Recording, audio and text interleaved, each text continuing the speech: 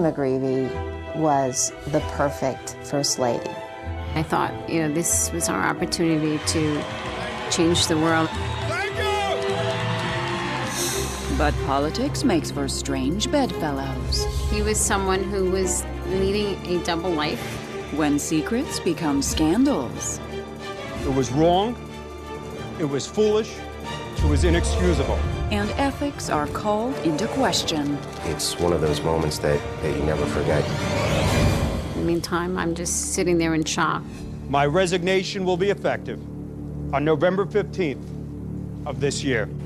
When it comes to love and marriage, things aren't always as they seem. They say that politics is the art of the possible, an adage Dina Matos took to heart from a young age. I thought, very early on that if you become an activist, if you become involved, that you can affect change. In the fall of 1995, 29-year-old Dina was trying to follow through on her dreams, working in PR for a local hospital and making herself known in political circles. So when she met Jim McGreevy, the handsome and newly single mayor of Woodbridge, New Jersey, no one was surprised that a mutual interest sparked. I thought he was very charismatic, certainly energetic, and had this way about him that attracted people to him. They were ambitious, both of them. Smart, both of them. They got along very well. Definitely think that immediately there was some sort of chemistry between us. Dina quickly found herself entranced by the dashing politician. He was talking about the hospital where I worked. He offered, assistance if I ever needed anything. I felt as if I had known him forever. But there was reason to proceed with caution. Jim's personal life was in turmoil. Shortly after I met Jim, I had heard that his wife had left him abruptly. They had a small child, and she just took off and went back to her native British Columbia. I felt really bad for him. Over the next year, Dina continued to see Jim at political functions around town. Then, one day, an aide from his office called to schedule a one-on-one dinner. The 4 or 5 hours we spent together seemed like 2 hours. We were very comfortable with each other. And so I guess that was our first date. Before long, Jim and Dina were dating exclusively. But the romance was far from typical. By 1997, Jim had decided to run for governor of New Jersey. It was like I was on the campaign trail from day one. So our dates consisted of picnics and rallies and, dinners, sometimes 2 and 3 dinners in one night. She said to me, he's like Abraham Lincoln. He's everything I've ever imagined. As Election Day approached, it actually looked like Jim could pull off an upset. But in the end, he lost by less than 1% of the vote. After campaigning tirelessly by Jim's side, Dina was devastated. But she dusted herself off and stood by her man, who was already planning his next run for the governor's mansion. Dina and Jim were a good team. They really were. When you saw the president or someone like that take over a room, that's what they did. They complemented each other pretty well that way. Jim seemed to think so too. And in January of 2000, he slipped an engagement ring on Dina's finger. 8 months later, the couple tied the knot in a Washington, D.C. wedding. It was at the Hay Adams, and it has a rooftop terrace that overlooks the White House. Dina was glowing. Talk about a glowing bride, she was glowing. I don't think I've ever seen Dina that happy. Everyone that we wanted there was there, and it was just my dream wedding. Just 6 months later, Dina learned she was pregnant. It seemed the young couple was on the fast track to having it all. But Dina could never have guessed how drastically the tides would turn in just 4 short years. On August 9th, 2004, Dina was running errands after work when she got a call from her husband. Jim asked what time I was going to be home. And this was uncharacteristic for him because it was early in the day and he was always out late. I felt a knot in my stomach. I'm like, something's not right here. Dina immediately raced home, and when she arrived, she was certain things were horribly wrong. So Jim and I both sat on the couch in the living room, and he said, this is very difficult for me. I want to let you know that I'm being blackmailed. The news was terrible, but what Jim McGreevy said next was like a knife in Dina's back. I had an anxiety attack. And I thought, this is the end of my life. I took one look at Dina and I said, oh my God, this cannot be good. I did not recognize her.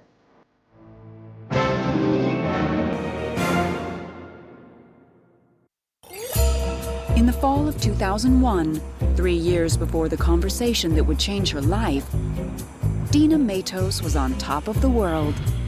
All signs suggested that her husband, Jim McGreevy, would be New Jersey's next governor. He was running for governor, and she was at his side, and you would see her on the news on TV. Not Dina, my sister, but Dina, the proposed First Lady of New Jersey. It was the happiest time of my life. But on November 3rd, the day of Jim's last big rally before the election, Dina realized something was wrong. Only 7 months pregnant, she'd started bleeding. So instead of going to the rally, she rushed to the hospital. As soon as I got there, they started hooking me up to everything, put me in a hospital bed, put me in a gown, and I'm thinking, okay, this is not a good thing. Dina was in premature labor, so Jim immediately suspended his campaign and rushed to her side. The hospital became, campaign headquarters for a while. The doctors insisted she remain on bed rest.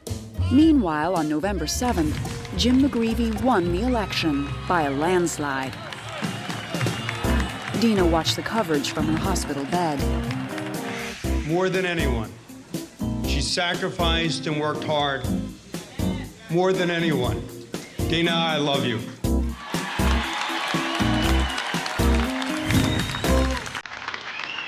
It was a wow moment. I was like, oh my God, my sister's the First Lady. Do I still treat her like Dina?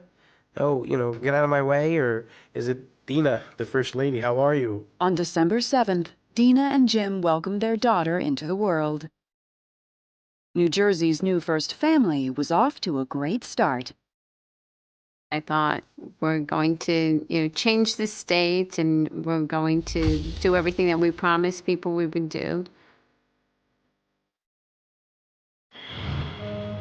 For Jim, the first order of business was to staff up his new administration, and he seemed to have some interesting prospects. One in particular was a young Israeli man who had worked on Jim's campaign. His name was Golan Sapel. In January 2002, Jim McGreevy named Sapel his national security advisor, a move that raised some eyebrows. While Golan Sapel had lots of public relations experience, it wasn't really clear what his experience was in Homeland Security. One of the things that people had concerns about is the fact that he wasn't an American. And so therefore, it would be difficult for him to get the proper security clearances. And people wondered, why would you make a political appointment to such an important post right after 9/11? Back in the governor's mansion, Dina wasn't dwelling on her husband's staffing choices. There were other things occupying her mind, things that seemed threatening to her marriage. By 2002, Dina noticed that Jim had a troubling, secretive side, especially when it came to his ex-wife and their young daughter. I always wanted to have a relationship with Jim's daughter. I often asked him to have her come and spend holidays with us, and he always said no, because her mother would have to come, it would complicate things. Even more upsetting, when Jim's ex-wife called, Dina noticed he would take the call as far away from her as possible. We rarely argued, but when we did argue, it was about something with his ex-wife. I had suspicions that there was possibly something going on. At the same time, Jim seemed to be going to great lengths to keep Dina from seeing his schedule. I think Jim was definitely hiding the schedule from me, so I didn't know where he was or where he was supposed to be. Dina couldn't help but wonder if Jim and his ex had secretly rekindled their romance. And just 2 months later, it seemed her suspicions were spot on. One day out of the blue, Jim says to me, well, my ex-wife and daughter are coming next week for a visit. And I was just shocked. All of a sudden, he had made the decision without telling me. The news was stunning enough, but the visit was even worse. Jim's behavior was very odd and bizarre. He had planned the entire trip without my knowledge. She was also wearing her wedding ring, which I thought was very bizarre. Dina thought maybe he was regretting breaking up with his first wife. That he thought, oh, if I had just handled things differently with my first wife, perhaps I'd still be in that relationship. Dina couldn't help but think the man she loved was hiding something. Obviously, there's something going on. But never in a million years could she have guessed what his secret really was. I was just completely incredulous. I couldn't believe it. I was just in a complete state of shock.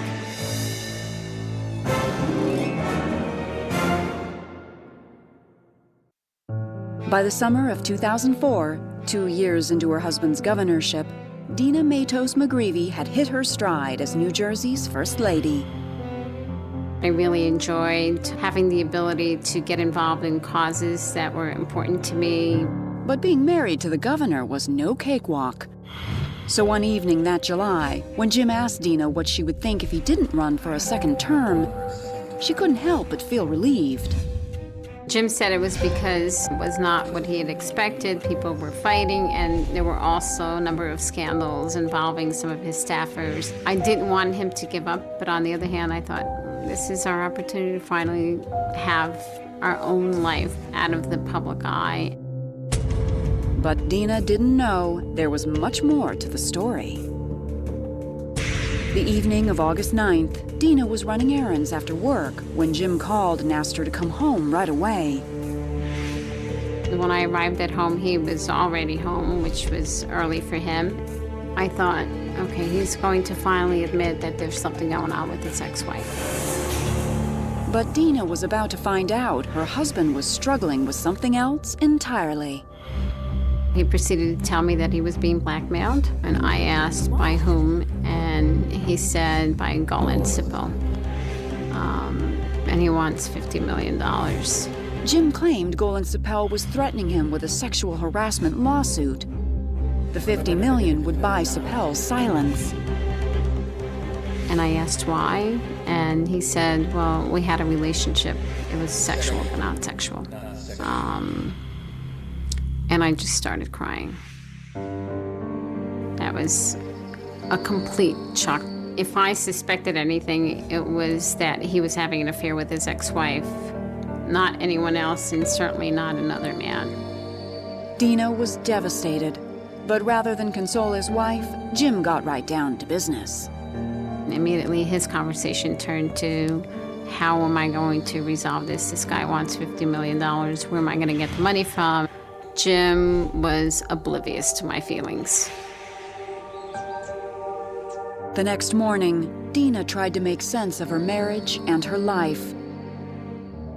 I still wasn't questioning whether he was gay or not. The first question was, what's going to happen to us? You know, what's our daughter's life going to be like after this? Dina knew Jim didn't have the answers, so she called her family and shared the news. Hey! How are you? I was shocked. Just my heart went out to her. And she was just a mess. And I just tried to comfort her, but how do you comfort somebody in that situation? What do you tell them? What do you tell them? By August 11th, 2 days after his confession to Dina, Jim and his advisors had decided the best plan of attack was to hold a press conference.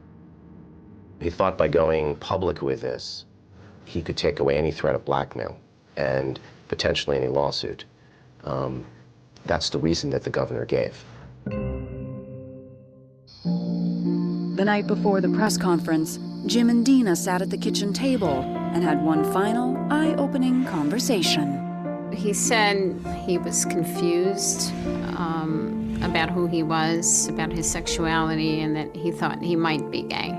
But for Dina, this wasn't about whether her husband was gay. This was about betrayal.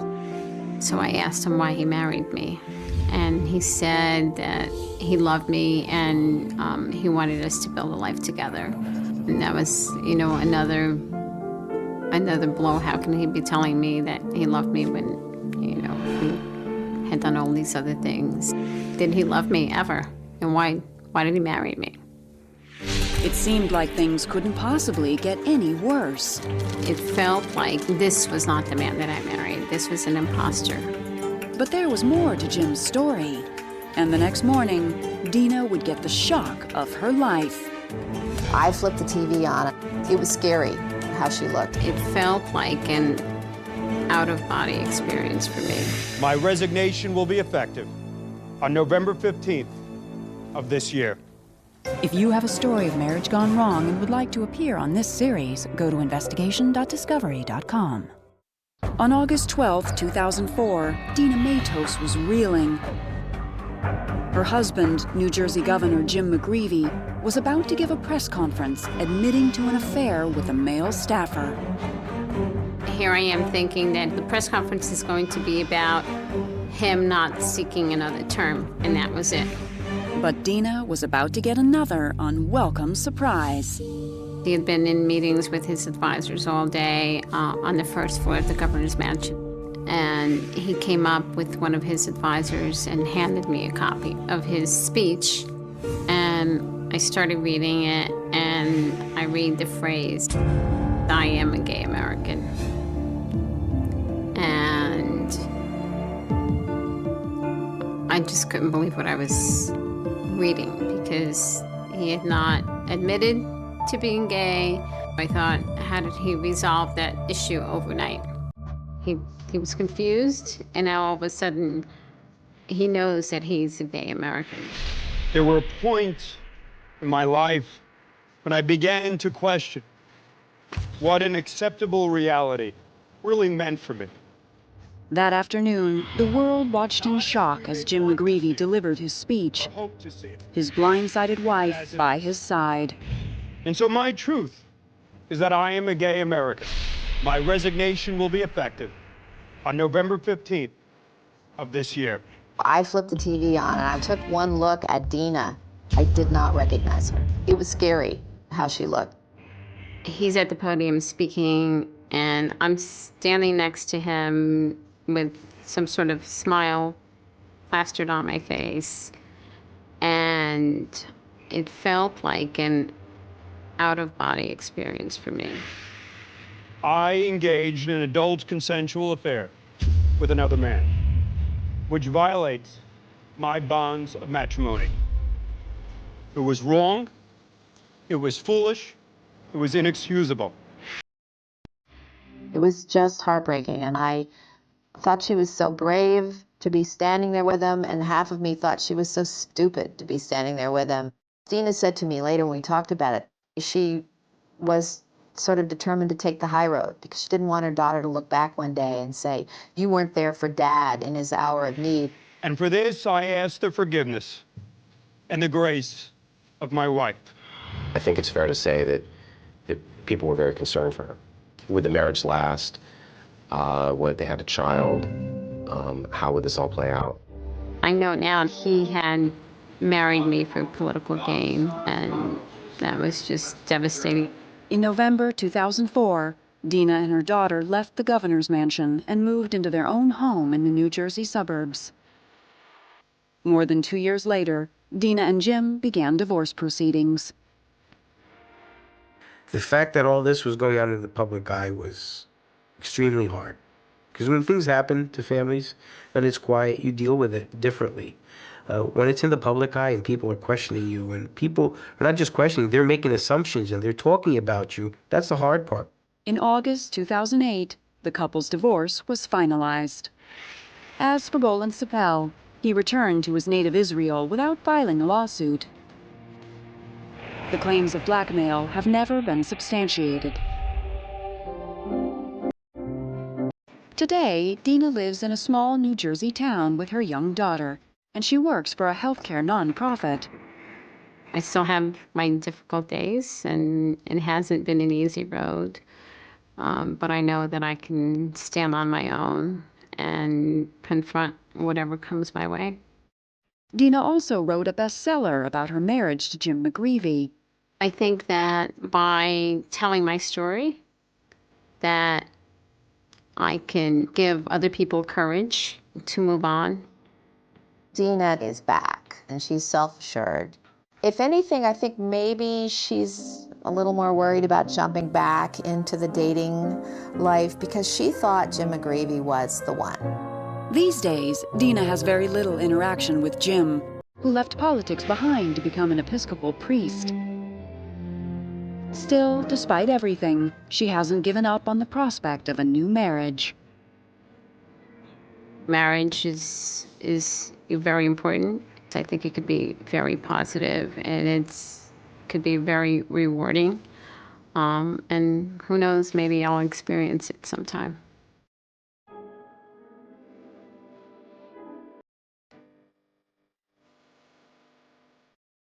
Gail Couvreau thought she'd found the perfect man in Scott Martin, a sexy rock and roller with down-home family values. I really thought this is going to be the man that I'm going to be with the rest of my life. I think Scott was well on his way to becoming a rock star. But instead of climbing the charts, Scott found himself on a different kind of most wanted list. I wanted to get him off the street to stop him from hurting more people. It was a nightmare. It was my worst nightmare. When it comes to love and marriage, things aren't always as they seem. When you're a single mom, struggling to do it all, love often takes a back seat. Gail Couvreau can vouch for that. I was in my 30s, and I'd already been through one marriage. I was working for a delivery company and had just purchased a daycare center that was quite large, and trying to juggle that and the house and the yard and the kids was really busy. She was in and out of a few relationships, nothing very serious. She didn't really have too much time for dating. But one summer day in 1996, while working her delivery job, a chance encounter would turn Gail's love life around.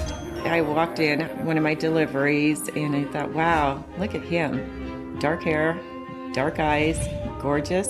32-year-old Scott Martin was a divorced father of 2 young girls. By day, a humble graphic designer. By night, the sexy lead guitarist in a popular Seattle area band. I wonder because, musicians, they're wild, they're crazy, they're on drugs, they're partying every night. But he was different.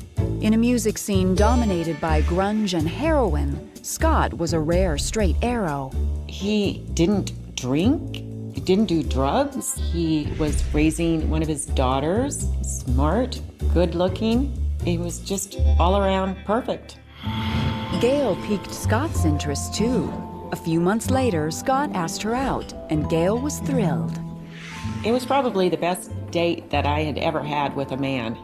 We spent the entire evening just talking about our children and lots of laughter. When my mom first met Scott, I was around the age of 11. I could tell that she had kind of fallen head over heels for him. We started seeing each other pretty quickly. It really turned into a very solid relationship. At last, Gail thought she had finally found her perfect match. But a few months later, she observed something odd when she and Scott were on vacation in Hawaii. We were driving along and we were going to go to dinner.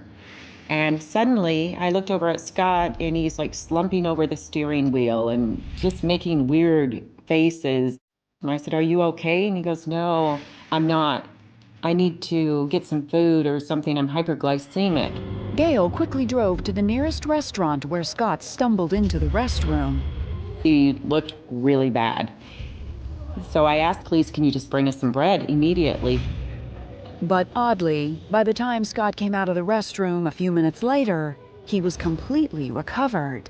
He comes out, informs me, everything's fine. I thought, well, how in the world could that be? But I let it go. I didn't know what to think. Gail and Scott carried on with their day. And later that night, Scott had a surprise in store for Gail. He popped the question.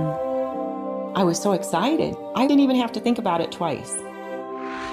Almost a year after they started dating, Gail and Scott made it official in a small church wedding back home near Bothell, Washington. My mom was a little nervous at the beginning, just like any bride would be.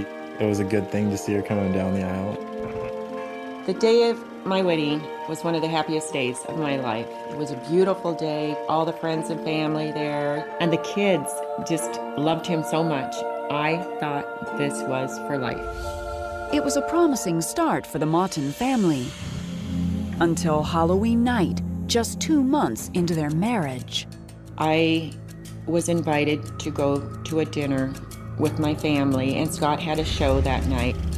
And I got home and went to bed expecting him to be home late because they have to break down their equipment.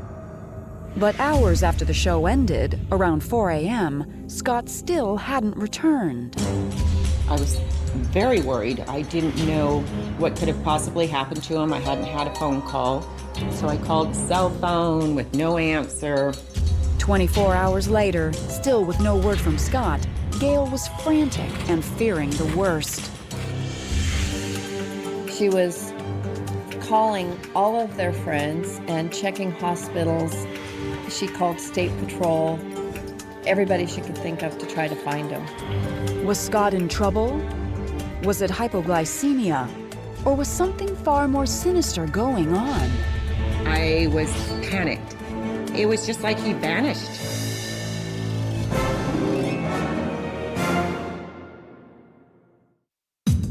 On October 31st, 1997, just 2 months into their marriage, Gail Couvreau's husband Scott went to his concert and never came home. Suddenly, after more than 24 hours without word, Scott called. He said he was okay. He was acting like he was remorseful, but he really didn't have a good answer. Sheepishly, Scott explained that he'd gone out with friends after the gig and had stayed out so late that he was afraid to come home. He decided he would just spend the night with these people. It didn't make any sense to me. So I was angry. But in an effort to keep the peace, Gail told Scott to hurry home. I had just been married 2 months, and I really, really wanted it to work. So I forgave him. You made a mistake. You know how it made me feel. Please don't do it to me again. Gail put the incident behind her, and life for the couple was soon back on track. By the spring of 1998, Gail sold her daycare business for a $300,000 profit, and the family moved into a gorgeous new home. They'd have parties and invite all of us over. They were coming into their own. Meanwhile, Gail continued to work part-time, while Scott quit his computer job to focus on his music. Scott was doing great with his music career. There was one album that had come out. He was nominated one of the best guitar players in Seattle. It was an exciting time for the family. But 1 year into their marriage, their good life began to crumble. It was almost like a gray cloud kind of came over the family. Like something just wasn't right. By the fall of 1998, the family began to think that Scott was acting strange.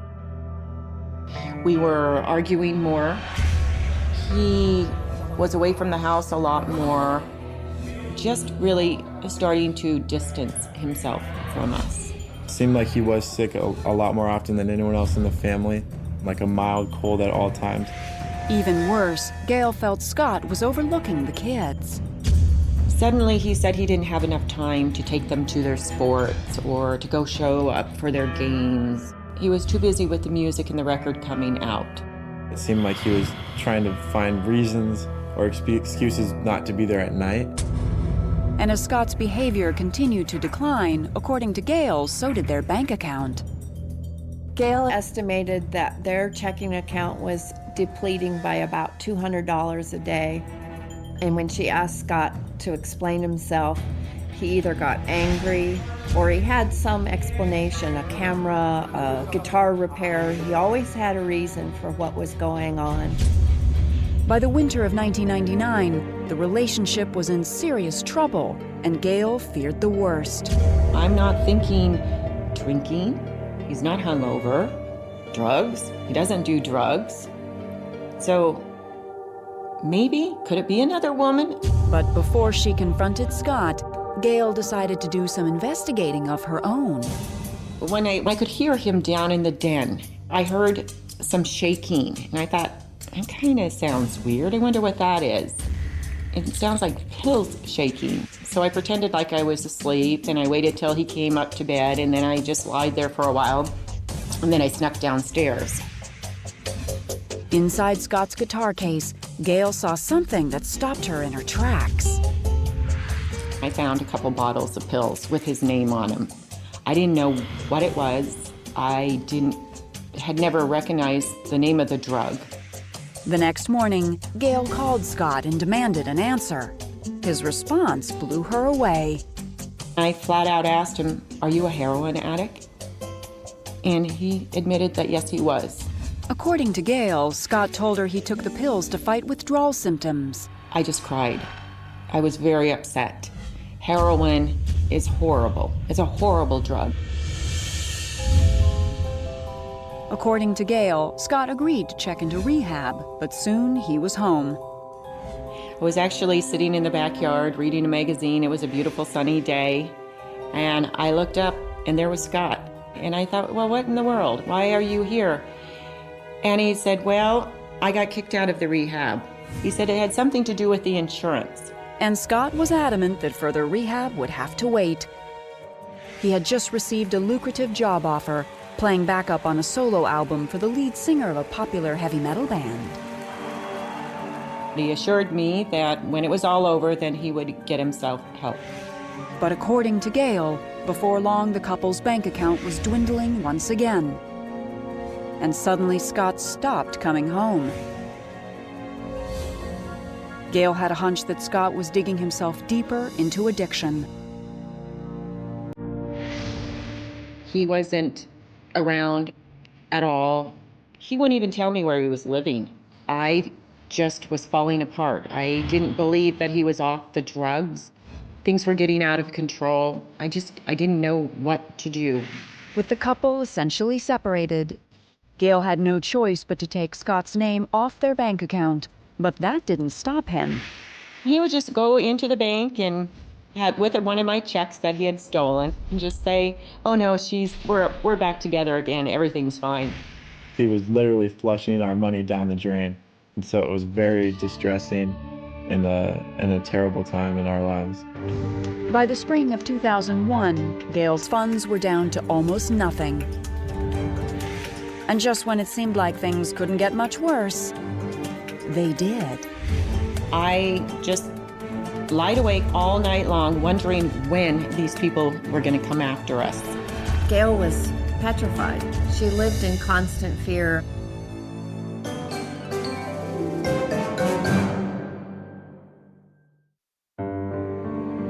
In the spring of 2001, Gail Couvreau hadn't heard from her husband in over 2 months when she received a most disturbing call. I got a call from one of Scott's friends, one of his new friends that he was hanging out with. He said, there's things about Scott that I think you need to know. The friend warned Gail to seek protection for herself and her children. I was literally terrified. I was very frightened for myself and my children. Gail was a nervous wreck. She was shaking, and I was really worried about her. Gail was determined to protect her children at all costs, so she put their house up for rent and moved. I didn't feel safe being there anymore, so the best thing I could think of was just, let's get away and see if we can hide from them. Gail would take different routes home from work, and she was always afraid of where Scott was and what he was planning next. After almost a year on the run, with no sign of Scott or his friends, Gail's fear slowly subsided. I thought, okay, this is it. He's finally out of our lives, and we can go on. So Gail and the children moved back into their home. I had it leased out for these people. They decided that they didn't want to buy it. So I had to move back into the house to get it prepared to be sold. I don't know how Gail held it together. It was amazing to me that she actually could get up and get to work and get her job done every day. But Gail's ordeal wasn't over yet. Within a week, Scott showed up and drove off in one of her cars. He's already taken everything from me, and then he takes my car. I couldn't believe it. I just couldn't believe that he had the gall to do this after everything else that he had done. Gail was on the lookout for Scott, and then one day she spotted him. So I'm driving down the road, and there comes my car, pulls right out in front of me. I'm like, oh my God, there it is. So I picked up the phone, I called the police, he pulls into the gas station. Next thing I knew, there's 6 cop cars, 12 guns pointed at Scott, the car. I'm like, oh my God, I can't believe this is really happening. Scott was promptly arrested and taken into custody. By now, there were also warrants out on him from another county. By 2003, Gail filed for bankruptcy and divorce. My life was just shattered, and I was trying to hold everything together. Gail was done, and by the end of 2003, her divorce from Scott was final. But Scott's run-ins with the law were far from over. In the spring of 2004, Gail turned on the news and saw her ex-husband. When I looked at the screen, he's in jail, in a little jail outfit. Scott had been arrested once again for something else entirely. Scott had a big operation going. I knew he wasn't going to stop. I just couldn't believe that this was the man that I married. If you have a story of marriage gone wrong and would like to appear on this series, go to investigation.discovery.com. In April of 2004, Gail watched the news in total shock as her ex-husband Scott Mawton had been arrested again. But not for drugs. I was shocked because I thought if anything that he was going to be arrested for, it would be drugs. He was running this huge identity theft ring. I had not a clue. It appeared Scott had been using his computer know-how and an arsenal of high-tech equipment to manufacture fake IDs. Scott's operation was pretty big. He would have people working for him to get some of the information, sometimes all of it, sometimes not. Whatever he didn't get, he was smart enough to be able to fill in on his own.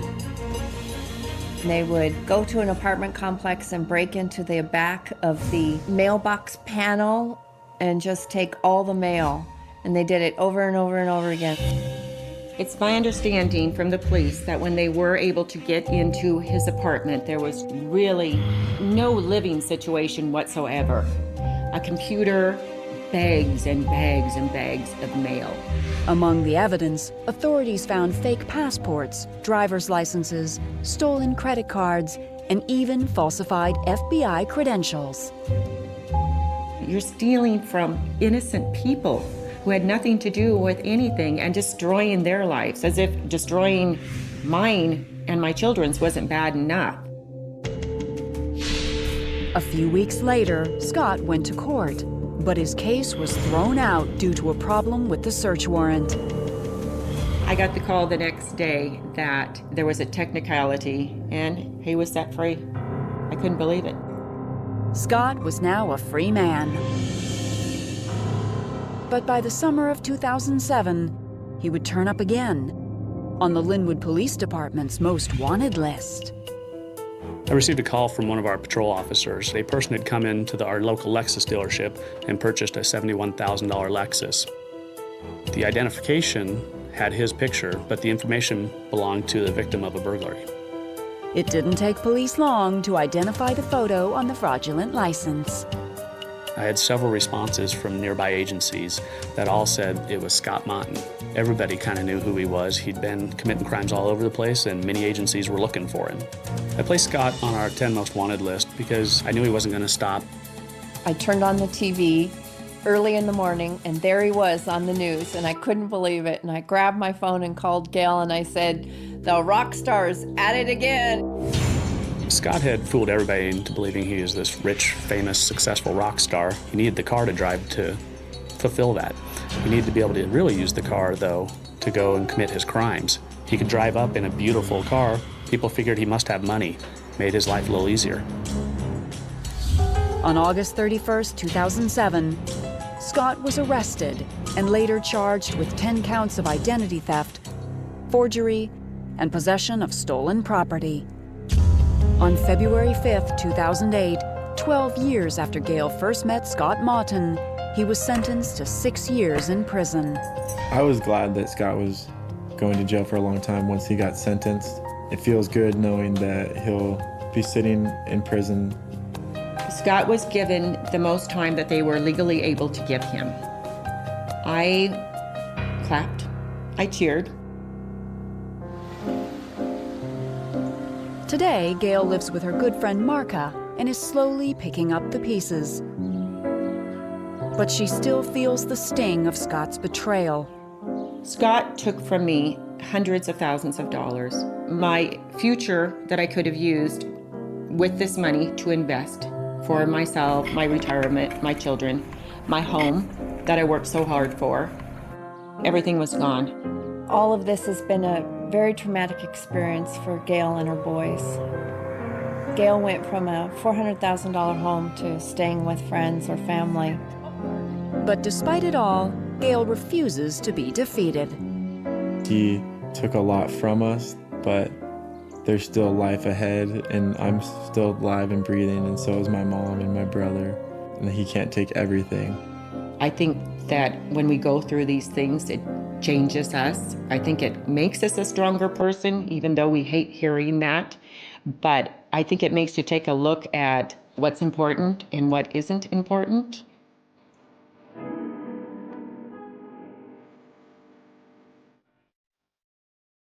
At 6:12 a.m., the fog still clung to the streets like a held breath, and the first patrol car rolled past a row of quiet houses that had no idea they were about to become a headline, a whisper, a warning passed from mouth to mouth for decades to come. The call came in short and fractured, a neighbor's voice shaking, saying there was a door open that should never be open, lights on that had burned through the night, a silence inside that felt wrong. California, 1996.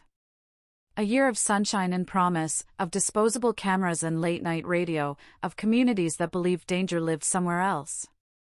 This one didn't. Not yet. Not until that door. Inside, the air was stale, heavy, tinged with something metallic that clung to the back of the throat. Furniture was out of place, not overturned, just nudged, as if someone had moved through the room carefully, deliberately, trying not to leave a mess. The television hummed on a dead channel, a soft hiss filling the gaps where a human voice should have been. There was no sign of forced entry. No shattered glass. No kicked-in lock. Whatever had happened here had been allowed to happen, invited in, or at least not resisted at the door. And already, before the tape went up, before the notebooks opened, the words were forming in the minds of the first officers on scene. Cold case. Missing time. Trusted neighbor. They didn't say them out loud. Not yet. The victim was young enough to still be spoken of in the present tense by friends who would soon learn to correct themselves. A life arranged in routines so ordinary they felt safe, morning coffee, a familiar drive, a wave to the same faces on the block. The kind of person whose name appeared on community flyers for yard sales and charity runs, whose mailbox filled with handwritten notes at Christmas.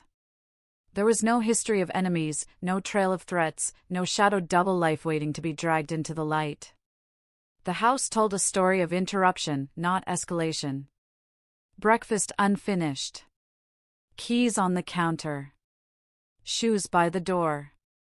A moment paused and never resumed. Outside, the neighborhood gathered in clumps, robes pulled tight, eyes wide, voices lowered as if the wrong volume might make things worse. People compared details the way humans always do when fear arrives early in the day. Did you hear anything last night? Did you see anyone unfamiliar?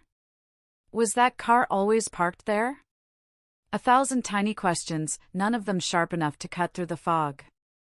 This was a place where neighbors borrowed sugar, watched each other's kids, trusted the rhythm of familiarity. That trust would not survive the week. Detectives moved in slow circles, documenting what wasn't there as much as what was. No weapon. No clear struggle. No note. No obvious motive.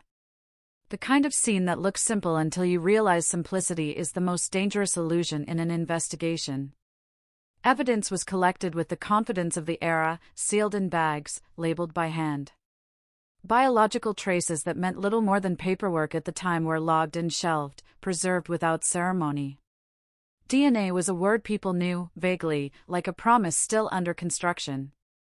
No one in that room believed it would someday speak. Interviews began before the sun burned off the fog.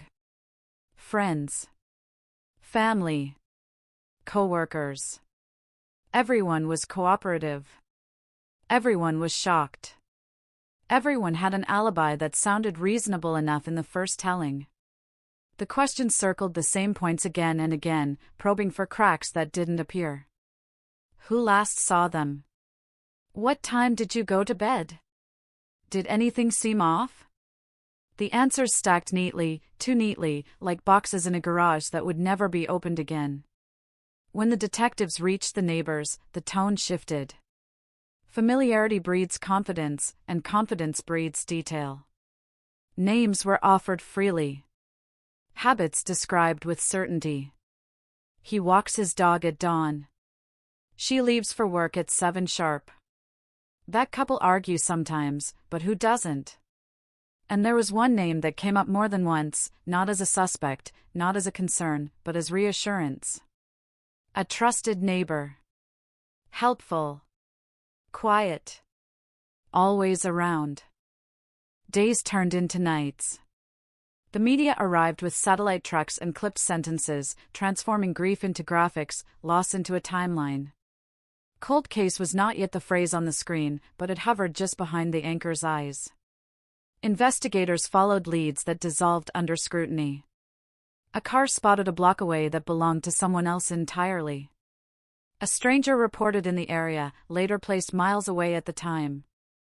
A tip that promised everything and delivered nothing. Each dead end added weight, not just to the file but to the people carrying it. Pressure mounted. The community demanded answers. The calendar did not care. There were moments that felt close. A partial print that almost matched. A witness who thought they remembered a voice, a laugh, a shadow crossing a lawn. For a few hours, sometimes a few days, hope surged, bright and reckless, only to collapse under the cold logic of verification. Evidence doesn't bend for feelings. It either fits or it doesn't. And here, nothing fit. The house became a place people avoided on their morning walks. Curtains stayed drawn. The silence inside deepened, absorbing speculation and fear until it became part of the structure. As weeks passed, the language changed. Active investigation gave way to ongoing review. Detectives rotated off. New cases arrived, loud and urgent, demanding attention with fresh blood and clearer trails. The file from 1996 was boxed, labeled, and moved to a shelf where it would wait its turn like so many others. The victim's name slipped from the headlines into anniversary mentions, then into memory. But memory is a strange thing. It doesn't fade evenly. In this neighborhood, it lingered like a stain that wouldn't wash out. Years later, people would still lower their voices when they passed that house. New families moved in, unaware at first, then curious, then cautious once they learned. Stories changed in the telling. Details sharpened or softened depending on who spoke. The trusted neighbor became a symbol more than a person, a placeholder for unease. Everyone remembered kindnesses. Everyone remembered nothing unusual. And in that contradiction, fear found room to grow. Inside the evidence room, time did its quiet work. Technology advanced without ceremony. Methods refined.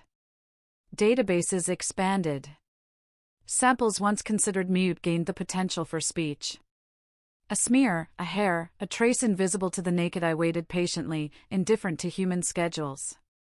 The detectives who had first walked that house aged, retired, carried the case with them in small ways they rarely admitted. A sound on the radio. A foggy morning. A door left ajar. Some nights, the questions returned uninvited.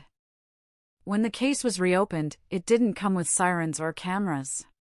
It arrived as a memo, a meeting, a careful retrieval of boxes from a shelf that had gathered dust. There was no announcement, no promise of closure. Just a recognition that what couldn't be read in 1996 might speak now, if given the chance. The evidence was laid out again, examined with new eyes and better tools. Every item was a potential sentence in a language the past had finally learned to speak. The neighborhood, older now, felt the shift before it understood it. An unmarked car parked too long on the street. Questions asked quietly, politely, as if not to disturb the fragile normalcy rebuilt over years. The same routines resumed, but with an edge, a vibration under the surface. People wondered what could possibly be left to find after so much time. Others wondered something else entirely. What if the answer had always been close? What if trust had done more damage than any locked door? By the end of the first week, the word was out, not in headlines but in looks exchanged over fences and at stop signs. The cold case was moving. Not solved. Not yet. Just moving. And with that motion came a ripple of emotion that had nowhere to go. Hope, sharp and dangerous. Fear, old and familiar. Guilt, quiet and persistent. The kind that asks not what you did, but what you didn't see.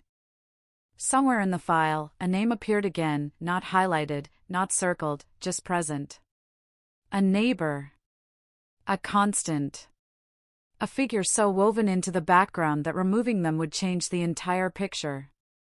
In 1996, it meant nothing. In the present, it felt heavier. Context does that. It turns innocence into uncertainty with the passage of time. The fog returned one morning, thick and unyielding, mirroring the day it all began. Officers drove the same streets, passed the same houses, listened to the same silence. Only now, they carried with them the weight of years and the promise of science catching up to secrets. Somewhere between what was known and what had been overlooked, the truth waited, patient and unmoved by human urgency. The case was no longer asleep. It was stretching, stirring, preparing to speak.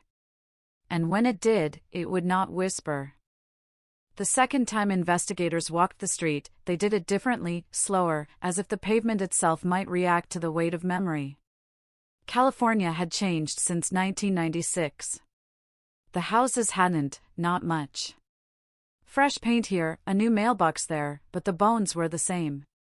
Wide driveways. Low fences. Lines of sight that made people feel safe, even when they shouldn't have. This time, the questions weren't about what happened that night. They were about patterns. Who belonged where? Who was seen without being noticed? They started with the evidence, because evidence doesn't lie, it just waits. Boxes were opened under fluorescent lights that hummed with indifference.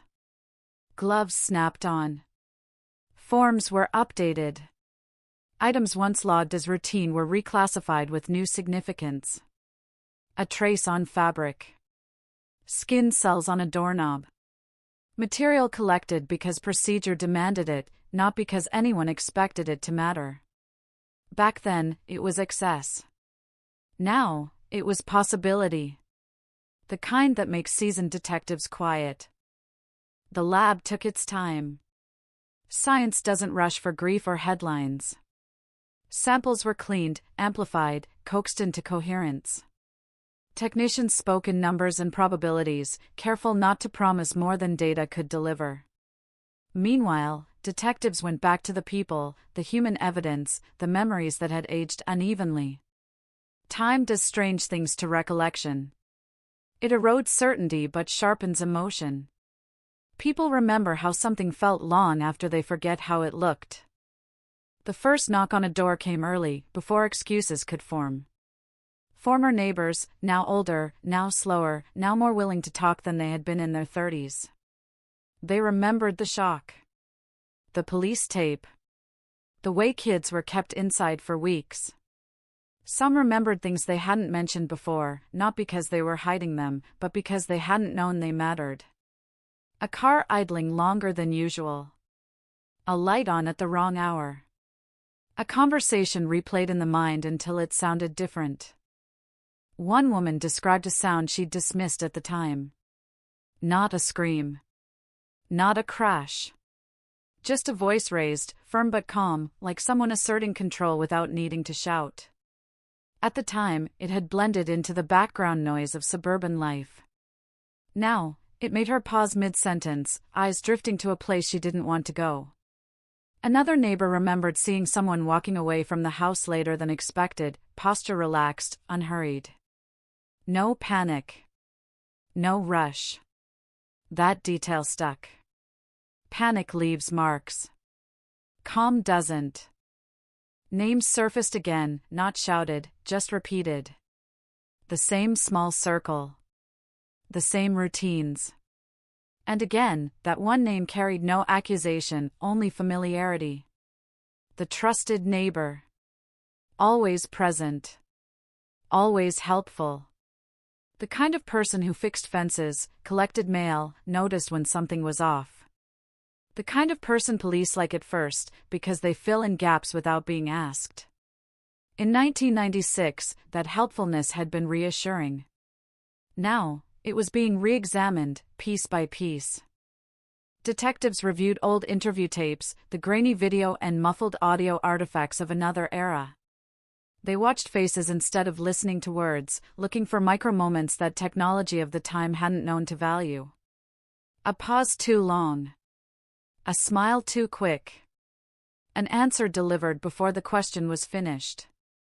None of it was proof. All of it was texture. And texture matters when the facts are thin. The timeline was rebuilt from scratch. Not refined. Rewritten. What time was the last confirmed contact? When lights were seen on. When the television might have been turned on, or left on, or deliberately activated to suggest presence. Each assumption from the original investigation was challenged. Each probably was replaced with "how do we know?" It was exhausting work, mentally brutal, but necessary. Cold cases aren't solved by breakthroughs alone. They're solved by patience and doubt. The lab called with preliminary results that didn't sound dramatic to anyone outside the room. A partial profile. Not enough to identify.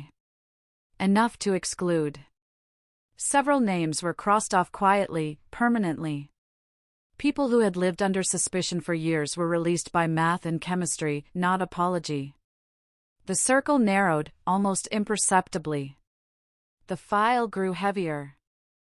Detectives returned to the trusted neighbor, not as an accusation, but as procedure. Another interview. Friendly. Professional. The kind of conversation that feels casual on the surface but is engineered to create friction underneath. Questions asked twice in different forms. Timelines nudged slightly out of alignment to see what resisted. The neighbor was calm. Cooperative. Memory sharp in places where others blurred. That stood out. Most people's recollections degrade evenly. Precision can be a sign of rehearsal or simply a mind that clings to structure. The difference is subtle. Dangerous. The neighbor talked about that morning. About noticing something was wrong. About making the call. About wanting to help. The story matched the file. It always had. But now detectives listened for what wasn't said. There was no mention of fear. No surprise at the absence of forced entry. No speculation about who might have been allowed inside. The omissions were small, but they stacked. Meanwhile, the lab kept working. Advances that had seemed miraculous a decade earlier were now routine. The partial profile was run again, this time against databases that hadn't existed when the evidence was first collected. The wait stretched. Days passed without news. Then weeks. Investigators learned to live with that silence, to trust that movement was happening somewhere out of sight. The community felt it too. Word spread, not officially, but through observation. People noticed who was being visited more than once. Who was asked to provide a new sample, voluntarily, of course. No warrants yet. No headlines. Just a sense that the past was being disturbed, and that disturbance had a direction. A retired detective from the original case was brought in, not to lead, but to remember. He walked them through decisions made under pressure, tools that hadn't existed, corners that had been cut without realizing they were corners. He carried guilt lightly, like a familiar ache. We did what we could, he said, and no one argued. The implication hung in the air anyway. What we could then isn't what we can now. Another lab call came late in the afternoon, the kind that makes people stand up before they realize they have. The profile was cleaner. Still partial. Still fragile. But it spoke more clearly. It belonged to someone male. Someone local. Someone who had not been on the radar in 1996 because the radar hadn't been tuned that way. The database search returned nothing definitive, but it narrowed the field to a handful of possibilities. One of them was uncomfortable. Detectives compared the genetic data to the people who had had legitimate access to the house. Family. Friends. Neighbors. Maintenance workers. Volunteers. Names were crossed off again. Then fewer remained. The trusted neighbor's name sat there, not alone, but increasingly conspicuous. Not because of a match. Not yet. But because of opportunity layered over familiarity layered over access. They requested a voluntary DNA sample. The neighbor agreed without hesitation. That too was noted. Refusal can look suspicious. Compliance can look confident. Confidence can be earned or manufactured. The sample was taken, labeled, and sent. Everyone pretended it was routine. No one believed it was. Waiting became the dominant activity. Detectives filled the time by reviewing financial records, phone logs, anything that might reveal motive where none had been obvious. There was nothing dramatic. No debt. No public feud. No clear reason. Which made the case more unsettling. Crimes without motive feel random. Crimes committed by someone known feel intimate. Both are hard to face. The lab results arrived without ceremony, a report uploaded to a secure system, waiting to be opened. The match was not full. Not the kind that makes for instant closure. But it was strong enough to shift the ground. Consistent. Statistically significant. Not coincidence. The trusted neighbor was no longer just a name. He was a variable that could not be ignored. No arrest was made. Not yet. The law demands certainty, not suspicion. Investigators needed more. Corroboration. Context. Something that would survive daylight and defense attorneys. They went back to the timeline, now with sharper focus. Where had the neighbor been during the window that mattered? Who could place him there? Who couldn't? As the sun set on another quiet street, the case pressed forward, no longer dormant, no longer hypothetical. The past was narrowing its grip, drawing closer to a shape that had always been there, hiding in plain sight. The trusted neighbor continued his routines. The community watched, uncertain whether to feel relief or dread. And somewhere between probability and proof, the truth waited, closer now, but still just out of reach, patient as ever, preparing for the moment when it would no longer be denied. Suspicion doesn't arrive like a storm. It seeps in, slow and cold, settling into corners where certainty used to live. By the time detectives felt its full weight, it was already everywhere, in the way questions were framed, in the pauses that followed answers, in the careful neutrality that replaced casual trust. The trusted neighbor was still walking his dog at dawn, still waving to passing cars, still occupying the same physical space he always had. But the meaning of that space had changed. Familiarity was no longer comfort. It was proximity. Investigators reconstructed the days leading up to the night everything stopped. They weren't looking for drama. They were looking for friction, the subtle moments where something rubs the wrong way without making noise. Phone records revealed nothing alarming, just the steady hum of ordinary life. Work schedules lined up cleanly. No sudden absences. No unexplained trips. On paper, it was the kind of normalcy that repels suspicion. In reality, it demanded closer inspection. They returned to the house again, not physically this time, but mentally, mapping movement through rooms, imagining how someone might pass without disruption. The lack of forced entry was no longer just a detail. It was a statement. Whoever crossed that threshold did so without resistance. They were known, or at least not feared. The victims' routines were studied like a language.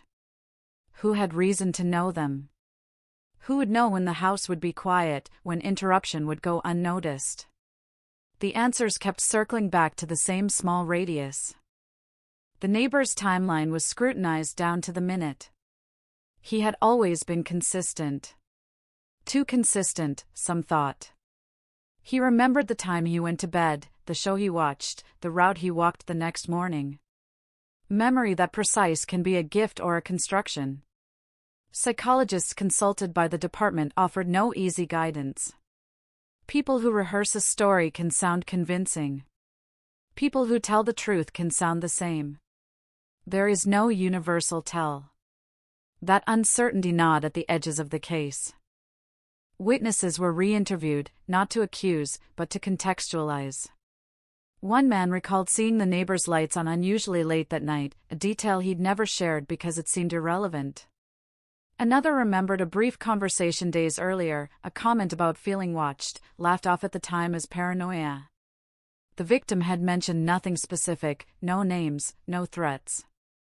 Just a feeling. Feelings don't hold up in court, but they linger in investigations like smoke. The lab work continued in parallel, each update tightening the spiral. The DNA profile, still partial, was now compared against familial databases, a controversial but increasingly powerful tool. The idea was simple and unsettling: if you can't find the person, find their relatives. The search returned distant hits, nothing close enough to name, but enough to suggest the profile belonged to someone whose family tree did not extend far beyond the region. Local. Rooted. Again, the circle shrank. Detectives debated strategy in closed rooms. Move too fast and risk contamination of testimony. Move too slow and risk losing momentum. The neighbor was brought in again, this time with a different tone. Still polite. Still measured. But firmer. Questions pressed on emotional response, on memory gaps, on moments of uncertainty. The neighbor answered smoothly, occasionally too smoothly, offering explanations before they were requested. He spoke of the victim with warmth, of the shock, of the desire to help. No cracks appeared. Or if they did, they were microscopic. Outside the station, the community buzzed with unspoken tension. People sensed that something had shifted. Conversations ended abruptly when certain names were mentioned. Long-time friendships felt brittle. The idea that danger could have lived next door, unnoticed, was harder to accept than the idea of an unknown intruder. Strangers are easier to fear. Neighbors require reckoning. Investigators expanded their scope, looking for any incident that might establish motive where none was obvious. Small disputes. Boundary issues. A borrowed tool never returned. A comment misinterpreted. Human relationships are built on layers of assumption, and sometimes violence grows in the spaces between them. They found nothing concrete, just the usual minor irritations that accumulate in close quarters. It wasn't enough. It never is. The evidence from the house was re-examined yet again, this time with a focus on sequence. What happened first? What followed? The order matters. It tells you whether something was planned or reactive, controlled or chaotic. The scene suggested control. Not rushed. Not frenzied. That narrowed the psychological profile. This was not a crime of sudden rage. It was deliberate. Intentional. The kind of act that requires either deep emotion or cold calculation. Both possibilities were unsettling. A breakthrough came quietly, buried in a report that almost didn't stand out. Trace evidence found in a secondary location, something transferred, not deposited. A contact point that suggested movement between spaces, between houses. It didn't prove guilt. It suggested connection. Enough to justify further action. Enough to change the tone of internal discussions from hypothetical to preparatory. The decision to surveil was made without celebration. Surveillance is not dramatic. It's long hours and careful notes, watching someone live their life while you look for deviations that might mean everything or nothing. The neighbors' routines continued unchanged. Work. Home. Walks. Errands. No secret meetings. No hidden compartments. Normalcy, relentless and almost defiant. But then there were the small things. A trash bag taken out at an odd hour. A late-night drive with no clear destination. A hesitation when passing the victim's house, now occupied by strangers. These were not crimes. They were observations. Alone, meaningless. Together, suggestive. Detectives reminded themselves not to fall in love with their own narrative. Confirmation bias is a powerful trap, especially when the story feels right. Pressure mounted as word of potential charges leaked, not officially, but through the grapevine that thrives on uncertainty. Defense attorneys began to make inquiries. The neighbor retained counsel, a move both expected and telling. Innocent people do it all the time. Guilty people do too. The meaning lies not in the act, but in the timing. The lab delivered another update, this one more definitive. The DNA comparison with the neighbor's sample did not produce a clean, courtroom-ready match. But it did not exclude him either. The probabilities aligned in a way that made coincidence statistically unlikely. Not impossible. Unlikely. The kind of result that fuels arguments on both sides. Science had advanced, but it still spoke in cautious terms. Investigators faced a familiar cold case dilemma. They were closer than anyone had ever been. And still, they were not close enough. The evidence pointed, but it did not yet strike. They needed something human to bridge the gap. A statement. A slip. A witness willing to say what they had long suspected but never voiced. They went back to the community, not with accusations, but with openness. They spoke about the case, about the new technology, about the possibility that the truth might involve someone known. They asked people to reconsider their memories, to speak even if they were unsure. Fear loosens tongues in unpredictable ways. So does time. One neighbor finally admitted to something they had buried for years. A moment of discomfort. A look exchanged. A sense that something wasn't right, dismissed because it felt uncharitable. The details were vague, the timing uncertain, but the emotion was clear. Regret. The kind that accumulates interest over decades. As night fell again on the same street, investigators reviewed their notes, aware that every step forward raised the stakes. They were no longer chasing a ghost. They were circling a person, a life, a network of relationships that would be torn apart if they were wrong, and haunted forever if they were right and failed to act. The trusted neighbor slept in his house, unaware or pretending to be, while the past pressed closer, tightening its grip, waiting for the moment when doubt would finally give way to something sharper, something irreversible. By the time the fourth phase of the investigation began, the case no longer felt like history. It felt present, breathing, capable of reacting. Detectives stopped referring to it by the year and started using names again, because years create distance and names collapse it. The trusted neighbor was no longer discussed as an abstract risk. He was discussed as a person with habits, pressure points, a psychology shaped by years of believing the past was safely buried. They brought in behavioral analysts, not to declare guilt, but to test plausibility. Could someone live this long under suspicion without cracking if they were innocent? Could someone who had committed a controlled act maintain normalcy for decades? The answers were unsatisfying. Yes. Yes. Humans are remarkably adaptable. Guilt can be compartmentalized. Innocence can look defensive. There is no clean dividing line. Investigators shifted focus from the night itself to the aftermath. What changed afterward? People who commit crimes often reveal themselves not in the act, but in the days and weeks that follow, when vigilance relaxes and routine resumes. Old bank records were pulled. Old receipts. Insurance claims. Small anomalies surfaced, nothing dramatic, just moments where behavior deviated slightly from baseline. A purchase that didn't align with stated needs. A repair done sooner than expected. A room repainted within weeks of the incident. Individually, benign. Collectively, uncomfortable. They revisited the original first responder reports, comparing them to later statements. Language matters. Word choice reveals perspective. In the earliest accounts, the neighbor described the scene with a calm specificity that stood out now under renewed scrutiny.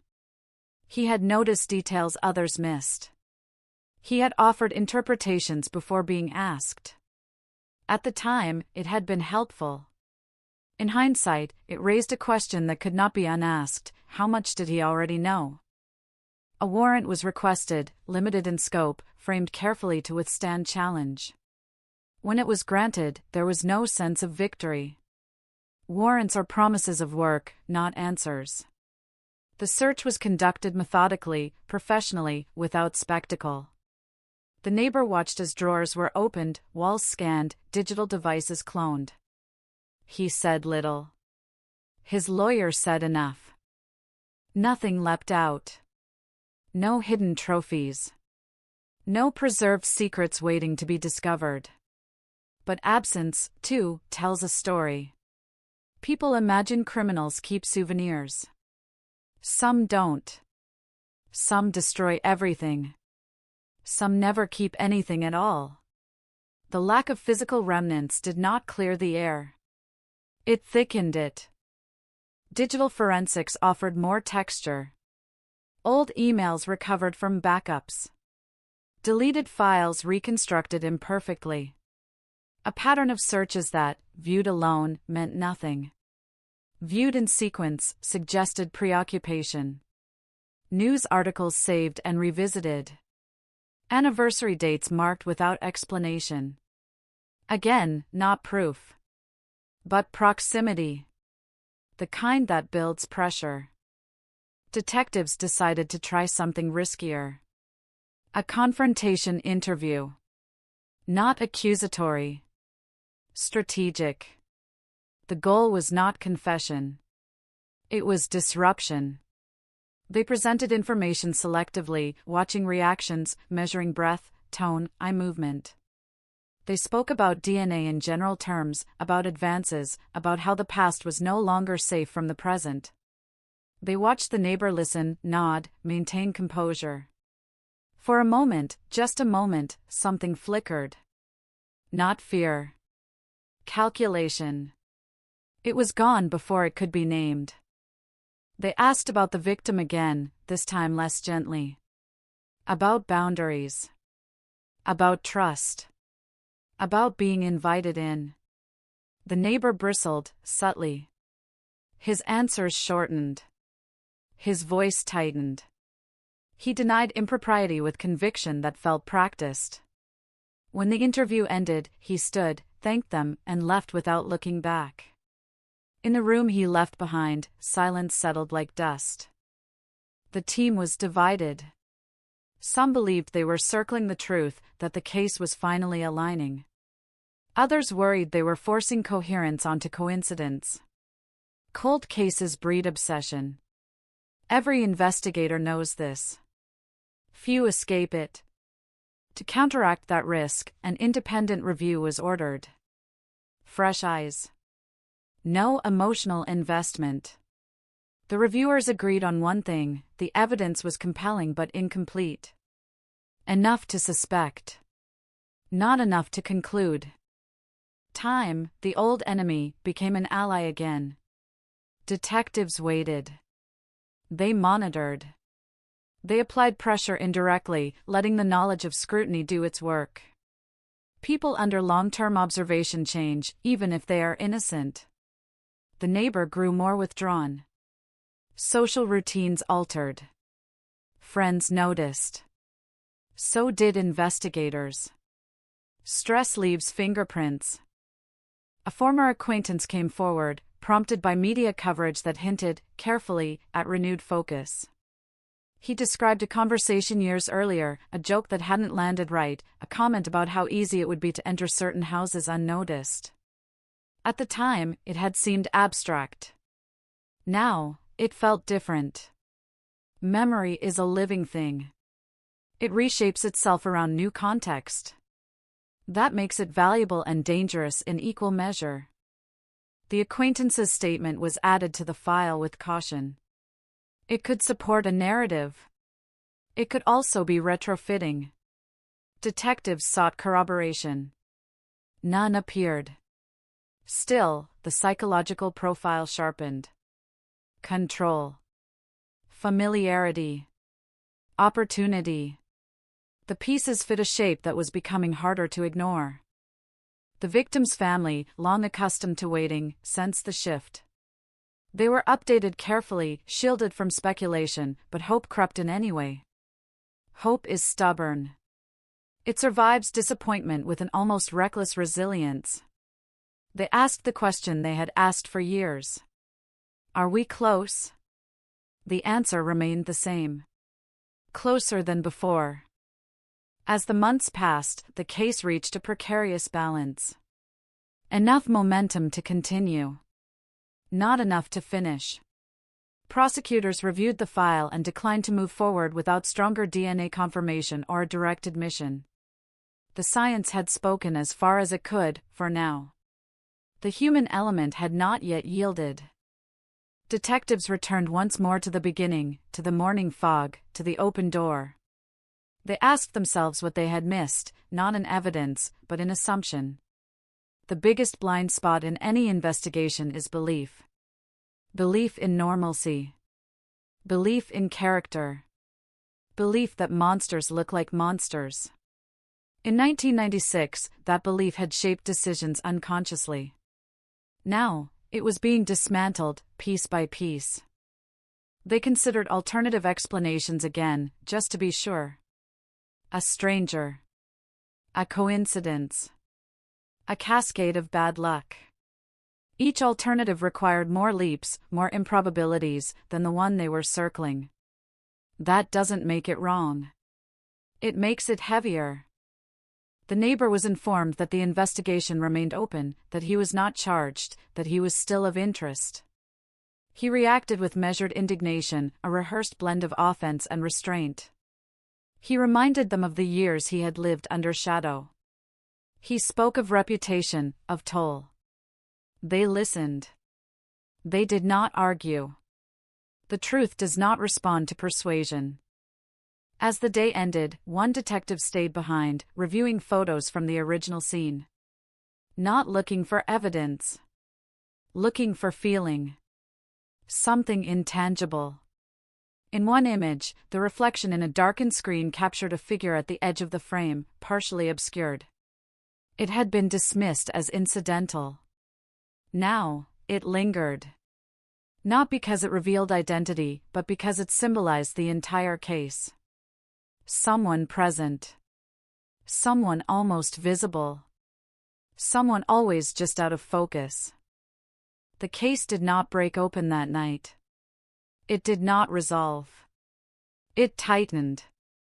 Like a knot pulled incrementally, each strand drawn closer to the center. The trusted neighbor went home. The detectives went back to their desks. The victim remained suspended between past and present, a life defined by interruption. And the cold case, no longer dormant, no longer silent, continued its slow, relentless movement toward a moment that everyone sensed was coming, even if no one could yet say how or when it would finally arrive.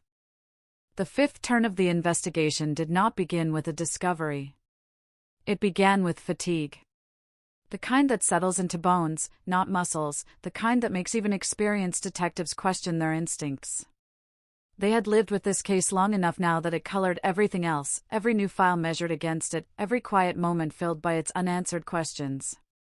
And yet, fatigue can sharpen focus as much as it dulls it. When you are tired, you stop chasing noise. You listen for what persists. What persisted was access. Not motive. Not rage. Access. The door that wasn't forced. The calm movement through the house. The absence of chaos. Everything about the scene suggested familiarity so complete it had rendered violence almost invisible. The investigators returned to that idea again and again, turning it like a stone in the hand. Who is allowed inside without explanation? Who doesn't raise alarms simply by being there? They pulled records no one had thought to examine closely the first time. Utility logs. Service calls. Minor maintenance visits that never made headlines. The victim had not been isolated. People came and went. But the pattern was clear. One person came without being logged, without needing a reason. A neighbor doesn't need an appointment. A neighbor doesn't need to explain their presence. A neighbor belongs. The trusted neighbor's name appeared in those margins, in the unrecorded spaces of daily life. Borrowed tools. Quick conversations. Watching the house while the victim was away. None of it unusual. All of it cumulative. Investigators mapped those interactions visually, lines connecting moments across months and years. The result looked less like a timeline and more like a web. Dense. Centralized. They went back to the lab, not for new tests, but for interpretation. Statistical experts were brought in to explain, in plain language, what the DNA probabilities really meant. How unlikely was coincidence? How strong was association? The answers were careful, hedged, but unmistakable in their direction. The evidence did not point outward. It pointed inward, toward the smallest possible circle. Still, the law is not persuaded by direction alone. Prosecutors reiterated their stance. No arrest without a definitive match or a confession. The defense would dismantle anything less. The case would collapse publicly, permanently. Investigators understood. They had seen it happen before. A failed prosecution can kill a case more thoroughly than time ever could. So they waited again, but this time with intent. They monitored communications. They tracked subtle changes. Stress has a rhythm. It spikes, then plateaus, then leaks out in unexpected ways. The neighbor's behavior grew more erratic, not dramatically, but enough to register. Missed routines. Shorter temper. A visible edge that hadn't been there before. Friends described him as distracted, preoccupied. He complained of being watched, half joking, half not. Pressure was doing what pressure does. It was narrowing options. A break came from an unexpected place. A box of old belongings, donated years earlier, was being sorted at a local facility when an item caught an employee's attention. Not because it was incriminating. Because it felt personal. Too personal to discard casually. The item was traced back, through donation records and faded labels, to someone connected to the case. Not the victim. The neighbor. Investigators examined it carefully. There was no direct link to the crime. No blood. No obvious trace. But its presence raised a question that had never been satisfactorily answered. Why had the neighbor held onto something so closely associated with the victim for so long? Why had he let it go only years later, quietly, without explanation? When confronted, the neighbor offered a reason that sounded plausible on its own. A misunderstanding. A favor. An oversight. The explanation fit, but it required trust. Trust was no longer a currency anyone was willing to spend freely. They tried another approach. Not accusation. Not evidence. Empathy. A different kind of pressure. An interview conducted without the trappings of interrogation, no table between them, no recording equipment visible. Just conversation. About time. About regret. About how people carry things they can't put down. The neighbor listened, guarded, but engaged. For a moment, it seemed as though something might surface. His eyes lingered. His voice softened. Then the wall went back up. The opportunity passed. The case entered a dangerous phase. Everyone involved felt it. When progress stalls at this point, desperation can creep in. Shortcuts tempt. Assumptions harden. Leadership intervened to slow things down, to re-anchor the team in process. They reminded everyone why cold cases fail at the finish line. Not because the truth is elusive, but because impatience undermines it. Another year marker passed. The anniversary coverage was subdued, respectful, but the renewed attention stirred old emotions. Tips came in again, most of them useless, some of them painful. One letter arrived without a return address, handwritten, careful. It did not accuse. It asked questions. Questions about whether living next to someone for years could blind you. Questions about what responsibility neighbors have to one another. The handwriting was compared to known samples. It didn't match. The author was never identified. The questions remained. Behind the scenes, technology continued its quiet advance. Methods improved. Thresholds lowered. What had been insufficient years earlier was now worth another look. The DNA sample was run again, reanalyzed with updated techniques. The weight this time was heavier. Everyone understood what was at stake.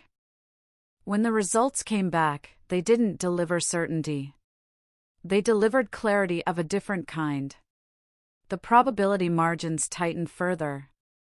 The profile aligned more strongly with the neighbor than before. Still not absolute. Still contestable. But the trend was undeniable. Science was closing in, step by step, erasing the gaps where doubt had lived. Prosecutors reviewed the new data with cautious interest. They asked for more. Always more. Corroboration. A witness willing to put a statement on the record. Something tangible to anchor the science. Investigators went back to the community once again, this time with a clearer sense of what they needed. One longtime resident, someone who had avoided involvement for years, finally agreed to speak. He described a night, not the night of the crime, but weeks later, when he had seen the neighbor cleaning his garage late, aggressively, discarding items with unusual urgency. At the time, it had meant nothing. People clean. People purge. But paired with everything else, it gained weight. The witness was nervous. He feared retaliation. He feared being wrong. But he spoke. The statement was logged. Cross-checked. Compared to other accounts. It fit a pattern. Not perfectly. Nothing ever does. But enough to matter. The case file thickened again, not with spectacle, but with substance. Investigators felt the shift. The balance was tipping. Not toward resolution, but toward inevitability. Either the evidence would finally crystallize into something undeniable, or it would stall just shy of the threshold forever. Both outcomes were possible. Both were familiar to anyone who had lived with cold cases long enough. The neighbor sensed it too. His lawyer requested fewer interviews. Communications became more controlled. Public appearances dwindled. The routines that had once been comforting now felt exposed. Every move seemed observed, interpreted, weighed. Living under suspicion is its own kind of sentence, regardless of guilt or innocence. As Part 5 closed, the case stood on a knife's edge. Not solved. Not abandoned. Held in a tense equilibrium between science and silence. The trusted neighbor remained free. The victim remained unanswered. And the investigators, carrying years of incremental progress, prepared for the next phase with the knowledge that cold cases rarely end with explosions. They end with pressure, applied patiently, until something gives. By the sixth phase, the investigation no longer felt like pursuit. It felt like containment. Everyone involved understood that the truth, whatever it was not roaming free anymore. It was boxed in by probability, hemmed by routine, pressed from all sides by time and attention. The question was no longer who. It was when. When would the pressure produce something solid enough to hold? The detectives changed tactics again, not out of uncertainty, but out of discipline. Repetition dulls effect. Familiar faces invite rehearsed responses. So they stepped back and let new voices move in. Analysts who hadn't lived with the case. Prosecutors from outside the county. Specialists whose only allegiance was to process. Fresh eyes don't see ghosts. They see inconsistencies. Those eyes went straight to the behavioral timeline. Not the crime. The aftermath. Grief patterns. Public posture. Private behavior. The trusted neighbor's reaction in the weeks after the incident had always been described as appropriate. Concerned. Present. Supportive. But when broken down alongside established models of response, something felt off. Not wrong enough to accuse. Just misaligned enough to notice. He had inserted himself quickly. Too quickly. Before the shape of the tragedy had even settled, he was already helping organize, already answering questions meant for others, already narrating events he should only have observed. At the time, it had been read as decency. Now, it read as control. Control is not a crime. But it leaves traces. Investigators revisited every instance where the neighbor had spoken on behalf of the victim, interpreted their feelings, explained their routines. In several cases, those explanations conflicted subtly with statements made by close friends or family. Not dramatically. Just enough to suggest a perspective that was not fully shared. As if he believed he knew the victim better than others did. As if proximity had bred ownership. The lab work reached another plateau. No new breakthroughs. No final match. Just refinement. The DNA profile was now as complete as it was ever going to be without new material. It hovered just below certainty, a constant irritation to prosecutors who lived and died by thresholds. The science pointed. The law hesitated. That tension sparked an argument behind closed doors. Detectives pushed for a bold move. Prosecutors urged restraint. Careers had been ruined by cases that felt obvious but collapsed under scrutiny. Justice delayed is painful. Justice denied by failure is permanent. The line between them is thin and unforgiving. In the middle of that standoff, the case took an unexpected turn. Not from the lab. Not from surveillance. From the neighbor himself. He filed a complaint. Not against the police directly. Against the city. Harassment. Defamation by implication. He claimed the renewed attention had damaged his reputation, his livelihood, his mental health. It was a calculated move, one that forced the department to respond publicly, to account for actions they had kept deliberately quiet. The complaint changed the dynamic instantly. Investigators could no longer operate in shadow. Every step would now be scrutinized, documented, defensible. Pressure flowed both ways.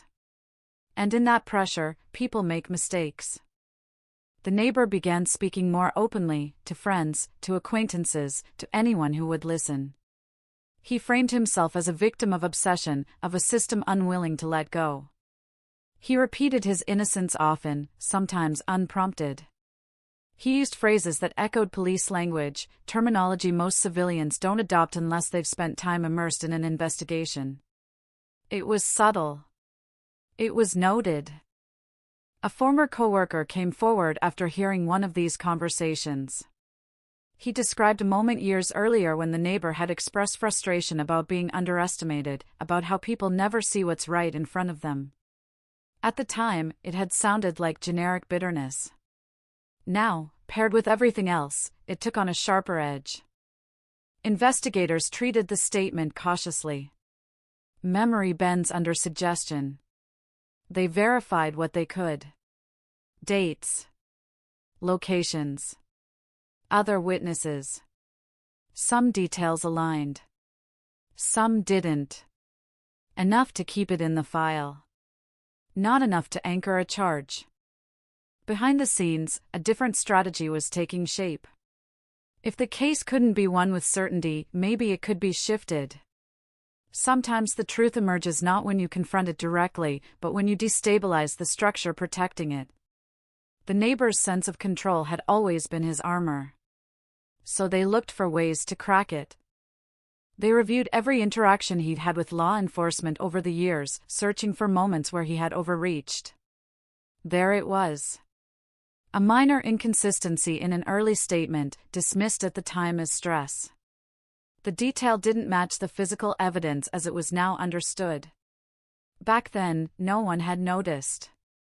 Now, it glowed. They brought him in again. This time, there was no pretense of casual conversation. Still no accusation. But the tone was different. Firmer. Narrower. They presented the inconsistency plainly, without embellishment, and asked him to explain it. He did. Quickly. Too quickly. The explanation required another assumption, another layer of narrative. The detectives let it stand, then introduced a second inconsistency, unrelated, but adjacent. His posture shifted. His voice rose slightly. Control was slipping. They mentioned the DNA again. Not the numbers. The inevitability. How databases grow. How relatives submit samples without knowing who they might implicate. How time is no longer a shield. They watched his face carefully. The calculation returned, sharper now, edged with something else. Fear, maybe. Or anger. The difference can be hard to tell in the moment. The interview ended without confession. But it left a mark. Within weeks, the neighbor's behavior changed noticeably. He avoided public spaces. He cut off social ties abruptly. He began preparing, financially and logistically, for something undefined. Assets were rearranged. A property was put up for sale, then taken down. A long-term lease was terminated without explanation. None of it illegal. All of it reactive. Investigators debated whether this signaled flight risk or collapse. Either way, the clock felt louder. Then came the call that shifted everything again. A genealogical database, newly expanded, had returned a closer than ever familial hit. Not enough to name directly. Enough to narrow lineage to a specific branch. That branch included the neighbor. It was still circumstantial. Still vulnerable. But the walls were closing. Prosecutors reviewed the update in silence. They asked a single question. Could a jury understand this? The answer was uncertain. Understanding is not belief. Belief is not proof. And yet, the alternative was unbearable. To let the case stall here, forever suspended between suspicion and resolution, would be its own failure. The victim deserved more than endless almosts. They began drafting. Not an arrest warrant. A strategy. One final push designed to force a decision, one way or the other. Either the evidence would hold under pressure, or it would collapse and free everyone from the slow torture of ambiguity. The neighbor was notified that investigators intended to present the case to a grand jury. Not as an accusation. As a possibility. He reacted with visible shock, followed quickly by composure. He said nothing incriminating.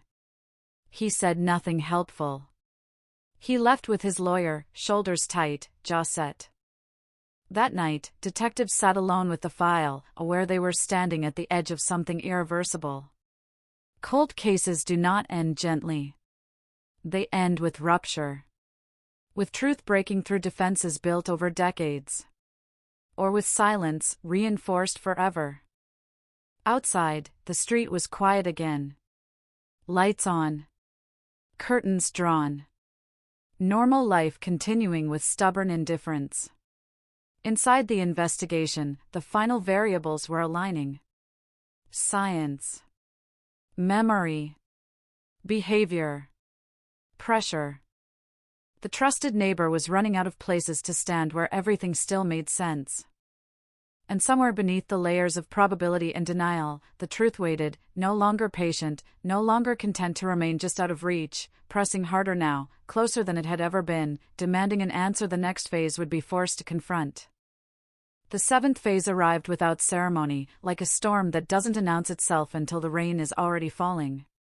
Once the possibility of a grand jury entered the air, everything changed. Words were chosen more carefully. Movements became deliberate. The case stopped drifting and started pulling, hard, toward an outcome that could no longer be delayed. Investigators shifted into documentation mode, aware that every assumption would soon be challenged by people who had never walked the street, never felt the fog of that morning, never lived with the weight of 27 unanswered years. The file was stripped of narrative and rebuilt as logic. Sequence. Opportunity. Probability. No emotion. No intuition.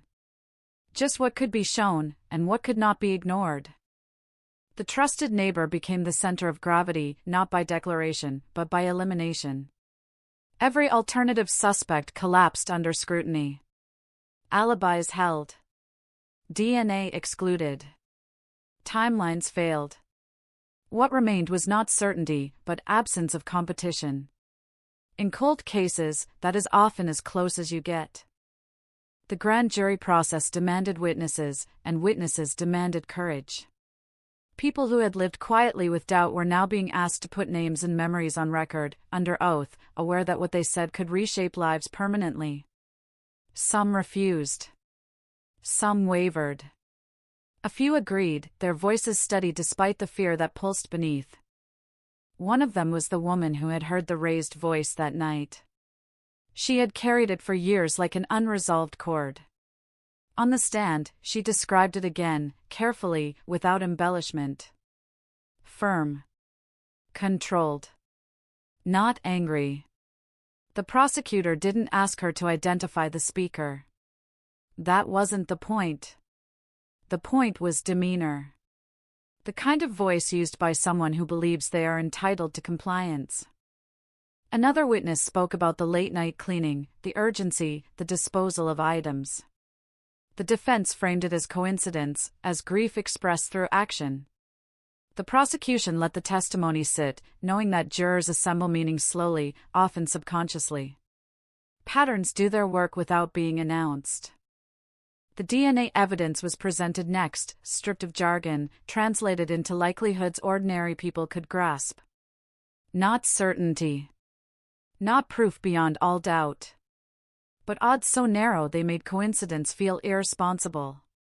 The expert explained the evolution of technology, how what had been unknowable in 1996 was now visible, if still imperfect. Progress does not always deliver clarity. Sometimes it delivers pressure. The neighbor's early statements were introduced, then revisited alongside later ones. Not to accuse him of lying, but to show drift. Small changes. Reframing. Emphasis shifting subtly over time. Memory should decay. His had refined. That contradiction landed harder than any accusation. Throughout it all, the neighbor sat still. He took notes. He whispered to his lawyer occasionally. His face revealed nothing. Control, once again, was his posture. But control requires energy.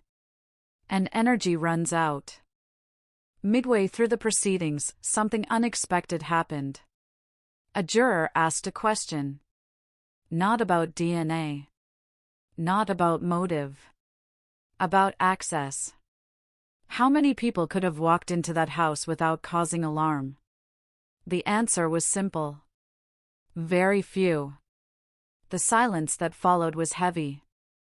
The prosecution rested without fireworks. No confession. No smoking gun. Just a structure built patiently, piece by piece, and left standing for scrutiny. The defense responded with predictability, attacking the gaps, emphasizing the lack of definitive proof, warning against ruining a man's life on probability and hindsight. It was effective. It always is. The grand jury deliberated longer than anyone expected. Days passed. The waiting became its own kind of torture. Detectives replayed testimony in their heads, imagining how it sounded to ears unburdened by years of context. Families waited in a limbo they knew too well. When the decision came, it was delivered quietly. An indictment would be issued. Limited. Focused. Enough to move forward. Not a declaration of guilt. An acknowledgement that the evidence warranted a trial. The news spread fast, faster than investigators could control. Headlines screamed resolution where none existed yet. The community reacted in shock, disbelief, vindication, denial, sometimes all at once. The trusted neighbor was arrested without spectacle, his hands cuffed in a driveway that had hosted barbecues and birthday parties for decades. He did not resist. He did not speak. Cameras captured his face for the first time not as a neighbor, but as a defendant. The image burned itself into public consciousness. For some, it confirmed everything they had suspected. For others, it felt like betrayal by the justice system itself. The arraignment was procedural, almost anticlimactic. Charges read. Pleas entered. Bail argued. The neighbor's lawyer spoke of presumption of innocence, of a case built on circumstantial sand. The judge listened, impassive. Bail was set. The neighbor was remanded. The cell door closed with a sound that echoed far beyond the room. For the victim's family, the indictment was not closure. It was a reopening. Grief surged back, raw and immediate, layered with anger and fear. What if this was wrong? What if it failed? What if this was the end of hope disguised as progress? For investigators, the work intensified. Trials are unforgiving. Every misstep is magnified. Every assumption tested. They prepared for battle, aware that cold case prosecutions live or die on clarity. Jurors do not grant leniency for age. Time does not excuse weakness. The defense began its own investigation, digging into the past with the same intensity, searching for alternative explanations, witnesses who had been overlooked, errors that could unravel the narrative. It was their job. The truth does not fear scrutiny. But people do. As the trial date loomed, pressure built inside the defendant. Years of compartmentalization gave way to confinement. Control was stripped down to routine and rules. Letters were written and unsent. Conversations rehearsed and abandoned. The walls do something to a person. They remove context. They leave only memory and consequence. In those final weeks before trial, something shifted again. Not in evidence. In demeanor. The trusted neighbor began asking questions through his lawyer, not about strategy, but about process. About timelines. About outcomes. About what cooperation might mean. The questions were careful. Hypothetical. But they were questions that had never been asked before. Detectives noticed. Prosecutors noticed. No one reacted outwardly. They waited. Cold cases do not end in courtrooms alone. Sometimes they end in quiet rooms, with a chair, a table, and a person who finally understands that the past has run out of places to hide. The trial had not yet begun. But the truth was leaning forward. The eighth phase began in a room without windows, where time was measured in breath and silence rather than clocks. The trusted neighbor sat across from prosecutors for the first time without the rigid choreography of a courtroom. No jury. No cameras. Just a table, a recorder, and the understanding that whatever happened here would never be undone. He had asked for this meeting. Not to confess. Not yet. He framed it as clarification, as concern about being misunderstood. He spoke carefully, choosing words that created distance without closing doors. The prosecutors listened, letting the quiet do most of the work. Silence is an invitation. People fill it with truth or with noise. Sometimes both. They reviewed the evidence again, methodically, almost gently. The DNA probabilities. The access. The inconsistencies. Not as accusations, but as realities. Facts don't need tone. They exist whether you raise your voice or not. The neighbor nodded along, occasionally correcting minor details, positioning himself as engaged, informed, reasonable. Control, again. But control was fraying at the edges. When the conversation turned to consequence, something shifted. Not fear. Calculation, sharpened by confinement. He asked about sentencing ranges. About how cooperation is weighed. About whether intent matters as much as outcome. These were legal questions, but they carried emotional weight. People who believe they will be exonerated don't usually ask how much they stand to lose. The prosecutors didn't answer directly. They spoke instead about uncertainty. About how trials are unpredictable. About how juries respond to stories more than statistics. They mentioned the victim's family, carefully, without appeal or pressure. The neighbor's jaw tightened. For the first time, his composure cracked just enough to be visible. The meeting ended without agreement. No statement. No deal. But something had changed. The lines were no longer clean. The defendant returned to his cell with more questions than answers, and questions are corrosive in isolation. In the days that followed, he spoke less to his lawyer and more to himself. Guards noticed the pacing. The late nights. The fixation on routine that had once calmed him now failed to do its job. Control requires certainty. Certainty was gone. Meanwhile, the prosecution refined its case, anticipating every angle of attack. They rehearsed cross-examinations designed not to corner, but to expose. They prepared to let the defendant speak, because the greatest risk and greatest reward in any trial is the moment someone decides to tell their own story. The defense, sensing vulnerability, pushed hard for suppression. They challenged the DNA methods. They questioned the reliability of memories aged by time. They framed the case as a cautionary tale about obsession and confirmation bias. It was persuasive. It had to be. This was not a simple villain narrative. This was a man with a life, a history, a face people recognized. Jury selection began under a cloud of tension.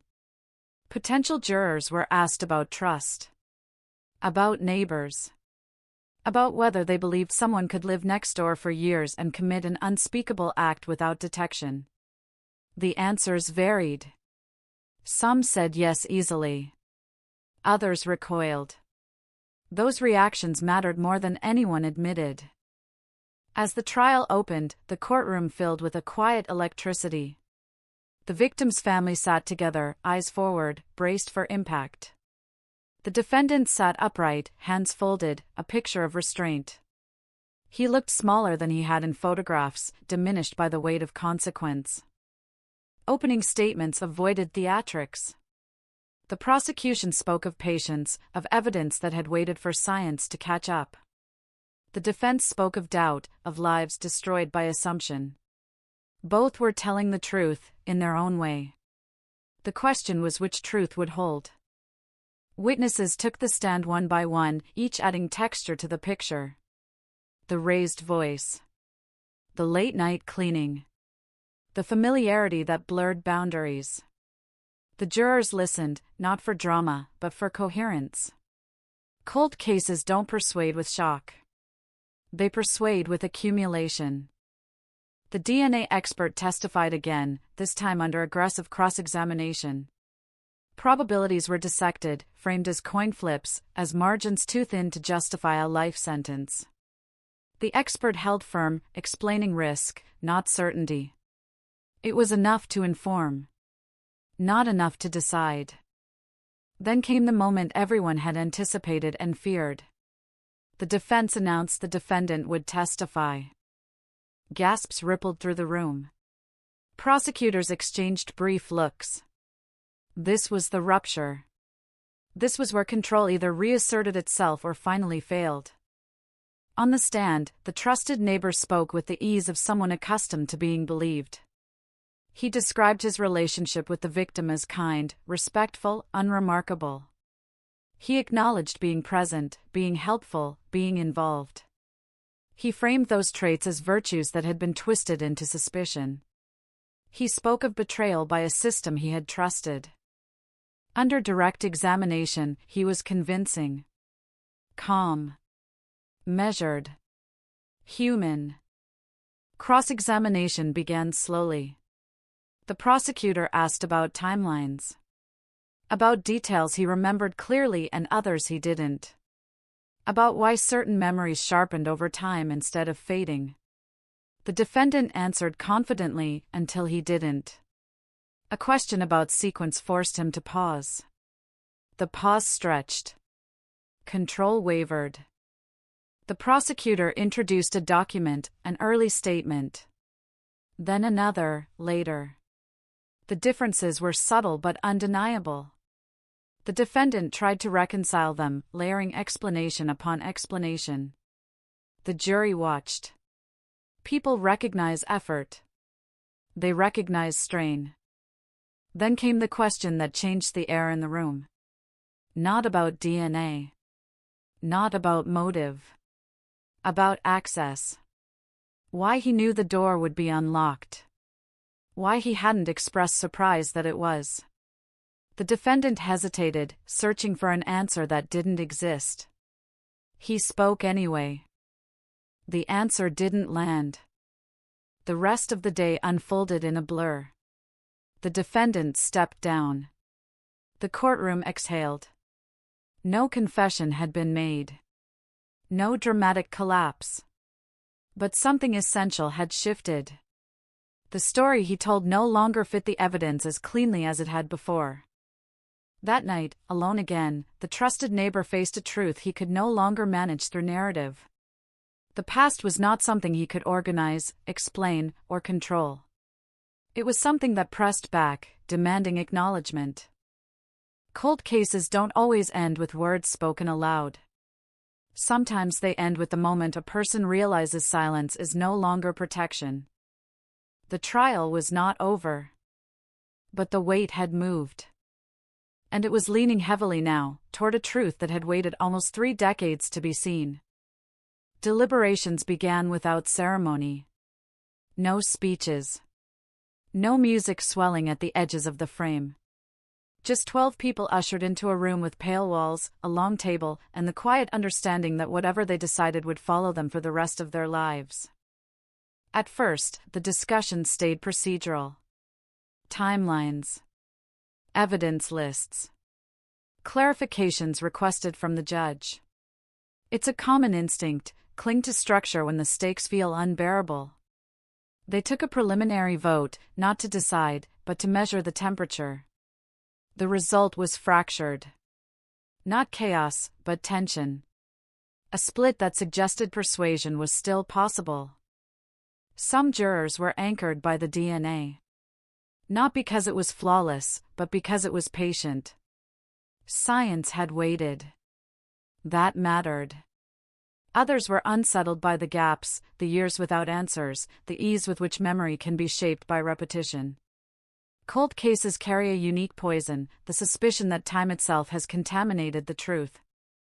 They replayed testimony aloud, each juror remembering a different emphasis. The pause on the stand. The way the defendant's voice changed when asked about access. The early statements that didn't quite match the later ones. These weren't smoking guns. They were splinters. Individually dismissible. Collectively irritating. Hours passed. Coffee went cold. Voices rose, then fell. One juror asked a question that landed heavier than intended. If he didn't do it, then who did? The foreperson reminded them that the law doesn't require an alternative suspect, only proof beyond a reasonable doubt. Still, the question lingered. Absence invites imagination. Across the hall, the defendant waited. He had been advised not to speculate, not to read faces, not to project meaning onto silence. He failed at all three. He watched the clock, counting minutes, then counting breaths when minutes became unbearable. Control had narrowed to posture and stillness. The victim's family waited too, in a different way. They had learned over decades how to live with not knowing. Verdicts promise resolution, but they also threaten it. A not guilty would not erase suspicion. A guilty would not return what was taken. Closure is a word people use when they don't know what else to offer.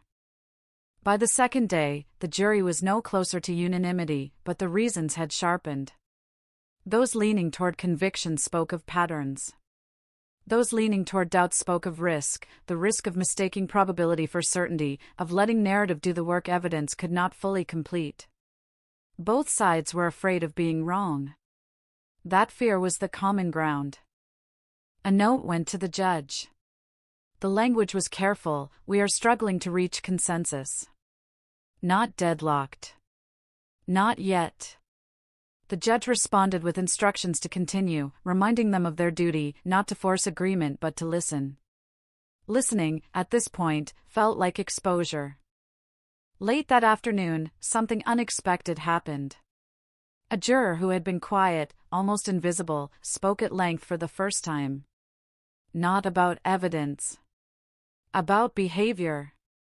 About how the defendant had described himself, helpful, reliable, trusted, and how those traits can coexist with harm. About how familiarity can be a shield. The room went still. Not because everyone agreed, but because everyone recognized the possibility. Another vote was taken. The numbers shifted, just enough to change the mood. The debate grew more focused, less philosophical. The question narrowed from could this be wrong? To what does reasonable doubt actually mean here? That night, the defendant slept poorly. He dreamed of doors left open, of conversations half finished, of rooms where everyone knew something he didn't. He woke before dawn, the realization settling in that whatever the verdict, the story he once controlled now belonged to strangers. On the third morning, the jury asked for the DNA expert's testimony transcript. They read it slowly, line by line, arguing over language most people never notice. Words like consistent, unlikely, cannot exclude. Science speaks in gradients. Law demands edges. By midday, exhaustion softened resistance. Not surrender, fatigue. People want an ending, even if they distrust it. Another vote. Closer now. One juror remained unconvinced, holding fast to the idea that the case asked too much of inference. The room pressed, gently at first, then more firmly. The foreperson intervened, insisting on respect. Pressure can invalidate consensus as surely as doubt. In the end, it wasn't a dramatic revelation that tipped the balance. It was accumulation. The way no single explanation covered every inconsistency. The way access kept resurfacing. The way the defendant's story required more adjustments than the evidence did. Late in the afternoon, the final vote was taken.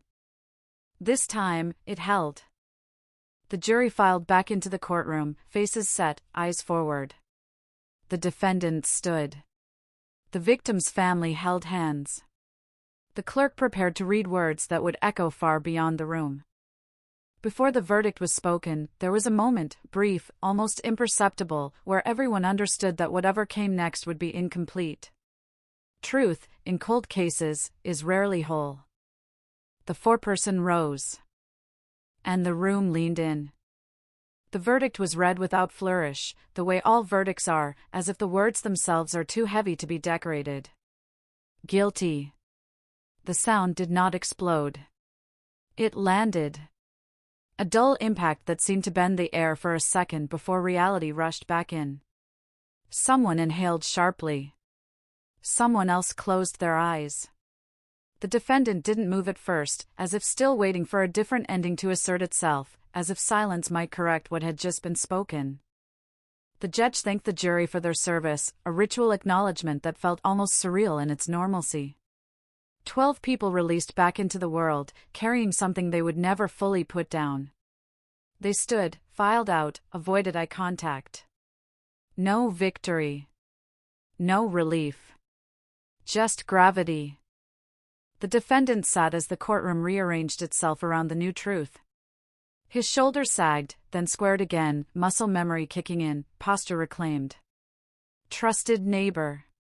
That phrase echoed now with a different weight, like a caption beneath an image no one wanted to look at too closely.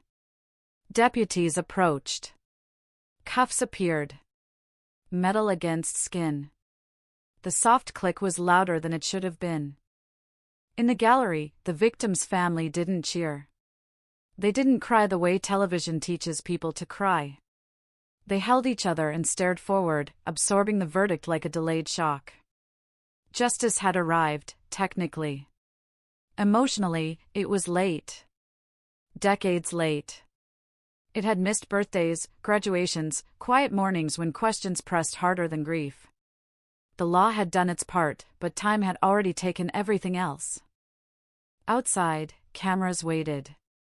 Reporters rehearsed their lines under their breath, adjusting microphones, scanning faces for something usable. Headlines were already forming. California. 1996, cold case solved. DNA breakthrough. Trusted neighbor exposed. The story wrote itself now, clean and efficient, a narrative arc finally closed. But inside the courthouse, nothing felt finished. The prosecutor spoke first. Careful words. Gratitude for the jury. Respect for the process. A statement about science catching up with the past. It sounded convincing, even hopeful, but there was restraint in the delivery. This wasn't triumph. It was reckoning. The defense followed, voice tight, expression controlled. They spoke of disagreement, of appeals, of unanswered questions that still deserved attention. They reminded anyone listening that convictions don't erase doubt, they just formalize a conclusion. It was a necessary counterweight, even now. Especially now. The defendant was led away through a side door, away from cameras, away from the crowd. In that narrow corridor, the world shrank to footsteps and fluorescent light. He asked a question no one answered. He stopped asking after that. Silence can be instructive. Sentencing would come later. Another date. Another room. Another set of words designed to give shape to consequence. Years would be counted. Decades weighed. But even before numbers were assigned, a life had already been divided into before and after. In the days that followed, the community began its slow, awkward adjustment. Neighbors replayed memories with new subtitles. Barbecues. Borrowed tools. Casual hellos that now felt like evidence exhibits in hindsight. People asked themselves questions they didn't want answers to. How close had they been? What had they missed? Trust, once cracked, doesn't shatter cleanly. It splinters, embedding itself in places you don't notice until you move. Old interviews resurfaced. Clips of the defendant speaking about the victim, about the tragedy, about the hope for answers. The footage looked different now. Not because it had changed, but because context had. Viewers paused, rewound, searched expressions for meaning that may or may not have been there. We want guilt to be visible. We want evil to announce itself. Cold cases teach us, over and over, that it rarely does. The DNA evidence became the star of the story. Graphics explained it. Experts were booked. Anchors nodded gravely as probabilities were translated into certainty for public consumption. The science deserved respect, but it also became a shield, something solid to point at in a case built on fragments. Few mentioned the years when that science didn't exist, when suspicion was a rumor and grief had no vocabulary. For the detectives who had worked the case, past and present, the verdict landed unevenly. Some felt vindicated. Others felt hollow. Solving a case doesn't rewind the damage it did to careers, to families, to sleep. One retired investigator watched the news alone, recognizing names he hadn't spoken in years. He turned the television off before the segment ended. The victim's name was spoken again, everywhere. Articles. Podcasts. Late-night discussions that blurred fact and speculation. There is a strange cruelty in posthumous attention. It arrives when the person can no longer hear it, when the family has already learned to live without it. Still, they listened. They corrected errors when they could. They let some things go. Appeals were filed, as expected. Legal language filled the gaps where emotion could not operate. Motions questioned procedures, challenged interpretations, asked higher courts to look again. That process would take time. More waiting. More headlines spaced months apart instead of days. Justice moves in increments, not leaps. In quieter moments, doubt crept back in, not about the verdict itself, but about its meaning. Had the case been solved, or simply concluded? Was exposure the same as understanding? DNA could place a person in a context, but it could not narrate intent, could not reconstruct the precise moment when a line was crossed and a life altered forever. Those details remained locked in a past that no court could fully unlock. The defendant's house was sold. New owners painted the walls, replaced the fixtures, tried to erase the echo of association. Some neighbors welcomed the change. Others avoided the street altogether. Places remember, even when people try not to. At night, the victim's family still dreamed. Resolution does not rewrite the subconscious. Sometimes the dreams were peaceful. Sometimes they were not. The verdict did not grant permission to stop grieving. It simply changed the shape of it. Cold cases promise closure in theory. In practice, they offer something more complicated, a sense that the world, briefly, made an effort to correct itself. That effort matters. Even when it's imperfect. Even when it arrives too late to save anyone. As weeks turned into months, the story slipped from the front page to the archive. Another solved case, filed and categorized. But for those closest to it, the ending remained unstable, a conclusion that still vibrated with unanswered questions. The courtroom was empty now. The microphones packed away.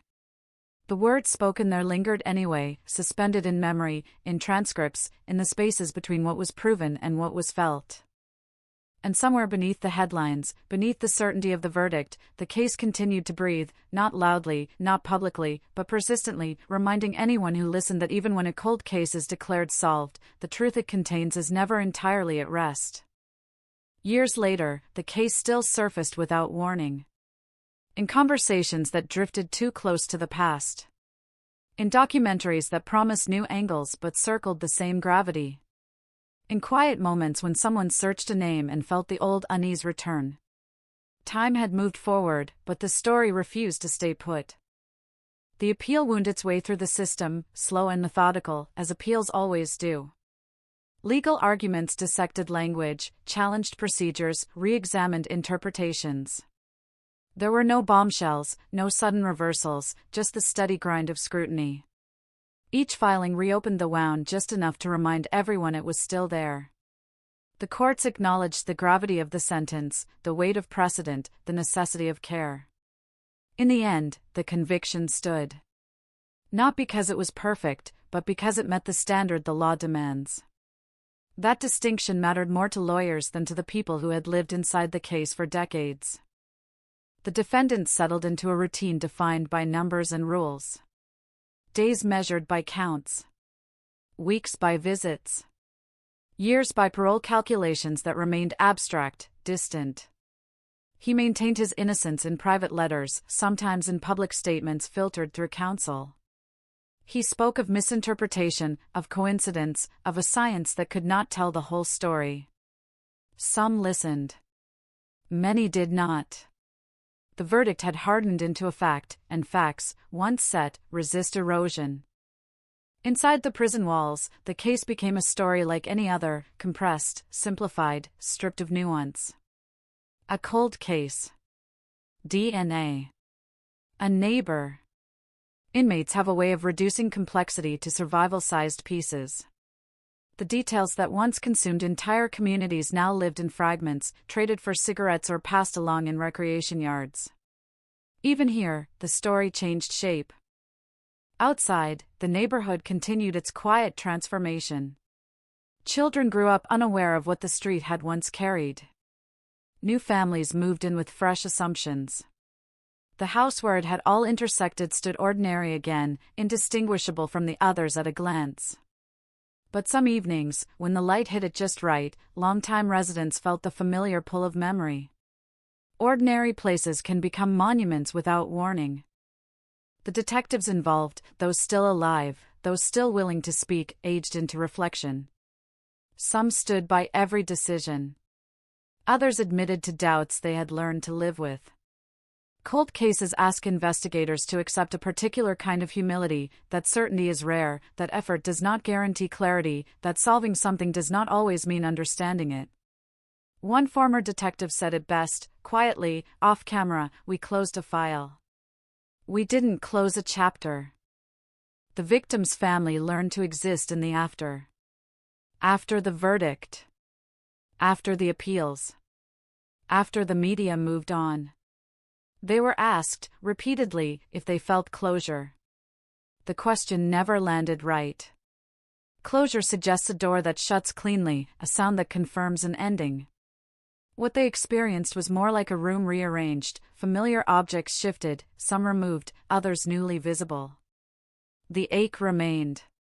It just had different edges.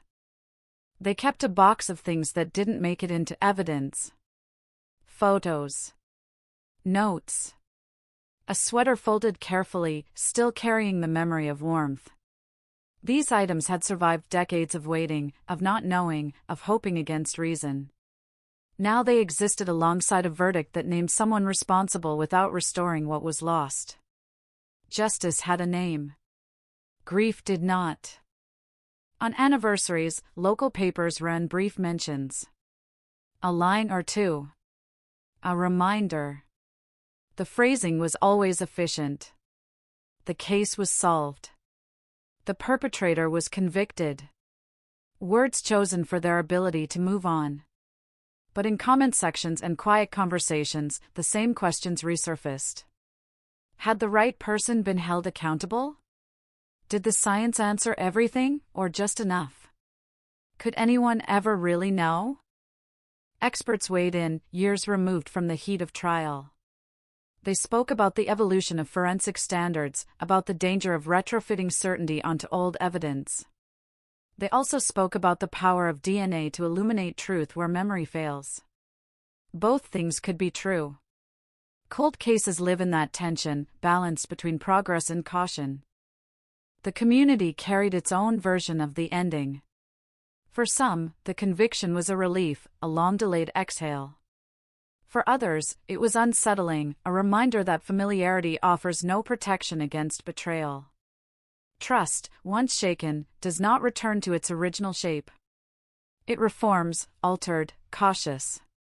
That change outlives headlines. Late at night, when the noise of analysis faded, the case returned to something simpler and harder. A person had vanished. A life had been interrupted. Years had passed without answers. And then, abruptly, there were answers, partial, imperfect, delivered by a system designed to conclude rather than explain. That transition was never smooth. The language of solved remained controversial. To the court, it meant the elements had been proven beyond reasonable doubt. To science, it meant the data aligned within accepted margins. To the public, it meant a story with an ending. To those closest to the loss, it meant a shift from uncertainty to a different kind of burden, living with a conclusion that could never be tested against the one voice that mattered most. In interviews, the victim was often described in past tense, defined by absence. Friends corrected this when they could, insisting on details that had nothing to do with the crime. A laugh. A habit. A stubborn kindness. These fragments resisted reduction. They reminded listeners that the case was not an abstract puzzle but a rupture in ordinary time. As technology continued to advance, other cold cases found their way into the light. New arrests. New trials. New declarations of resolution. Each one carried echoes of the past, including this case. The pattern repeated: hope, scrutiny, judgment, aftermath. Progress marched on, but it left complicated footprints. Some nights, the question that opened the story still lingered. Not the legal question. The human one. How does something so catastrophic hide in plain sight? How does normalcy coexist with harm? There are no satisfying answers, only reminders that certainty is a luxury and vigilance a responsibility. The archives kept everything. Transcripts. Evidence logs. Exhibits marked and stored. The record was complete in the way records are: comprehensive, orderly, devoid of feeling. Anyone could request it, read it, analyze it anew. The past was accessible, but not revisable. In the end, the case settled into its final form, not as a single truth, but as a convergence of truths held by different people for different reasons. The law had spoken. Science had contributed. The community had adjusted. The family had endured. None of these erased the others. Cold cases teach us to be wary of clean endings. They remind us that time does not heal so much as it layers. That resolution can coexist with doubt. That justice, when it arrives, often does so carrying the weight of everything it could not fix. Somewhere between the certainty of a verdict and the persistence of memory, the story continues, not loudly, not urgently, but honestly. A quiet acknowledgement that even when a case is declared solved, the human cost does not disappear. It settles in. It stays. And that, more than any headline or ruling, is the final truth the case leaves behind. Long after the courts finished speaking, after the files were boxed and shelved and the names stopped trending, the case lingered in places no record could capture. It lived in the pauses before people answered questions about trust. In the way neighbors hesitated an extra second before lending a key. In the subtle recalibration of how safety was imagined, no longer as a given, but as a fragile agreement. The evidence remained intact, preserved with institutional care. Swabs sealed. Slides labeled. Reports archived in climate-controlled rooms. Science, precise and unemotional, held its ground.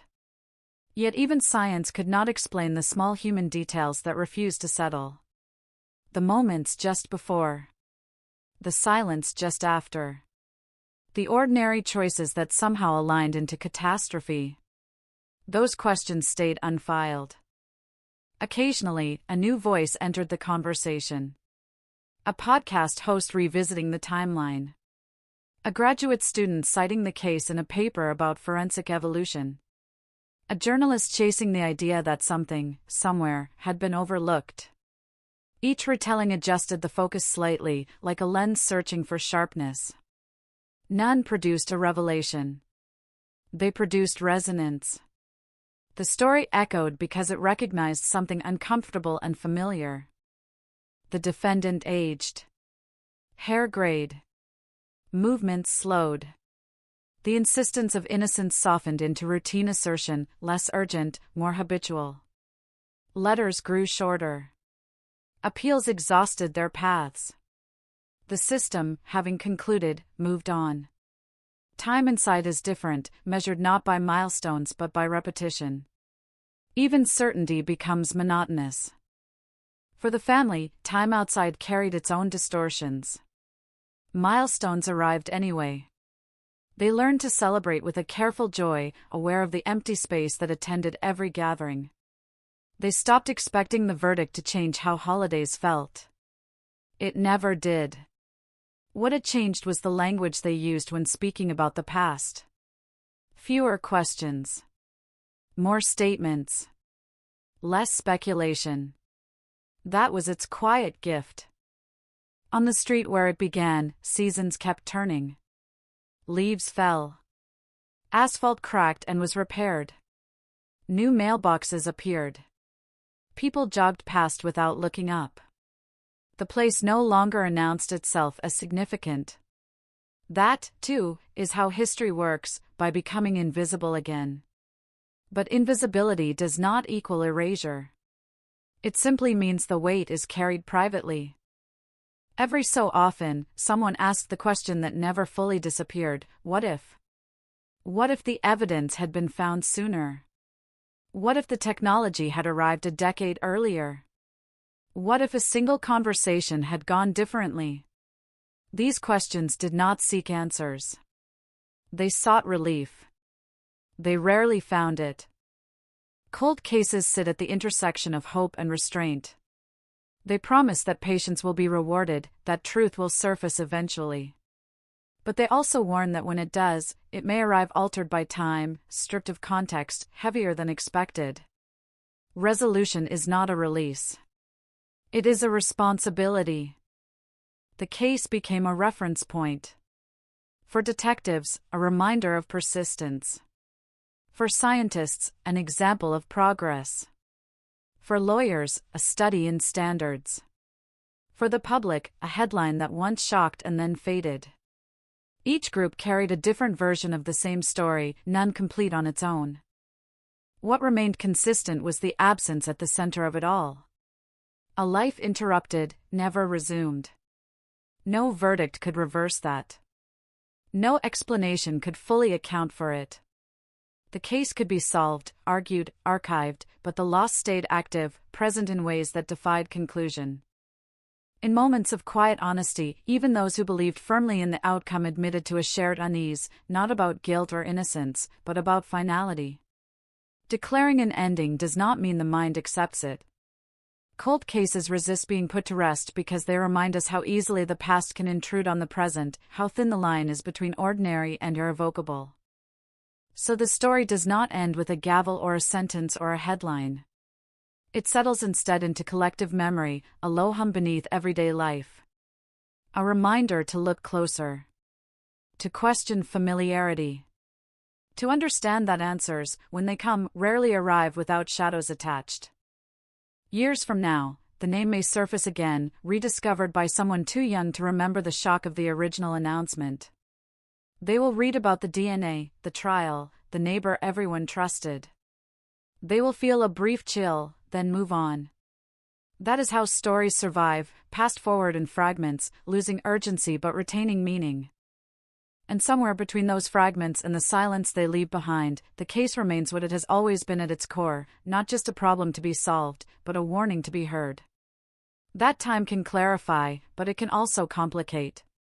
That justice can speak, but it cannot speak for everything. The file is closed. The echo is not. That is where this story finally rests, unfinished in feeling, concluded in record, suspended between what was proven and what will always be remembered.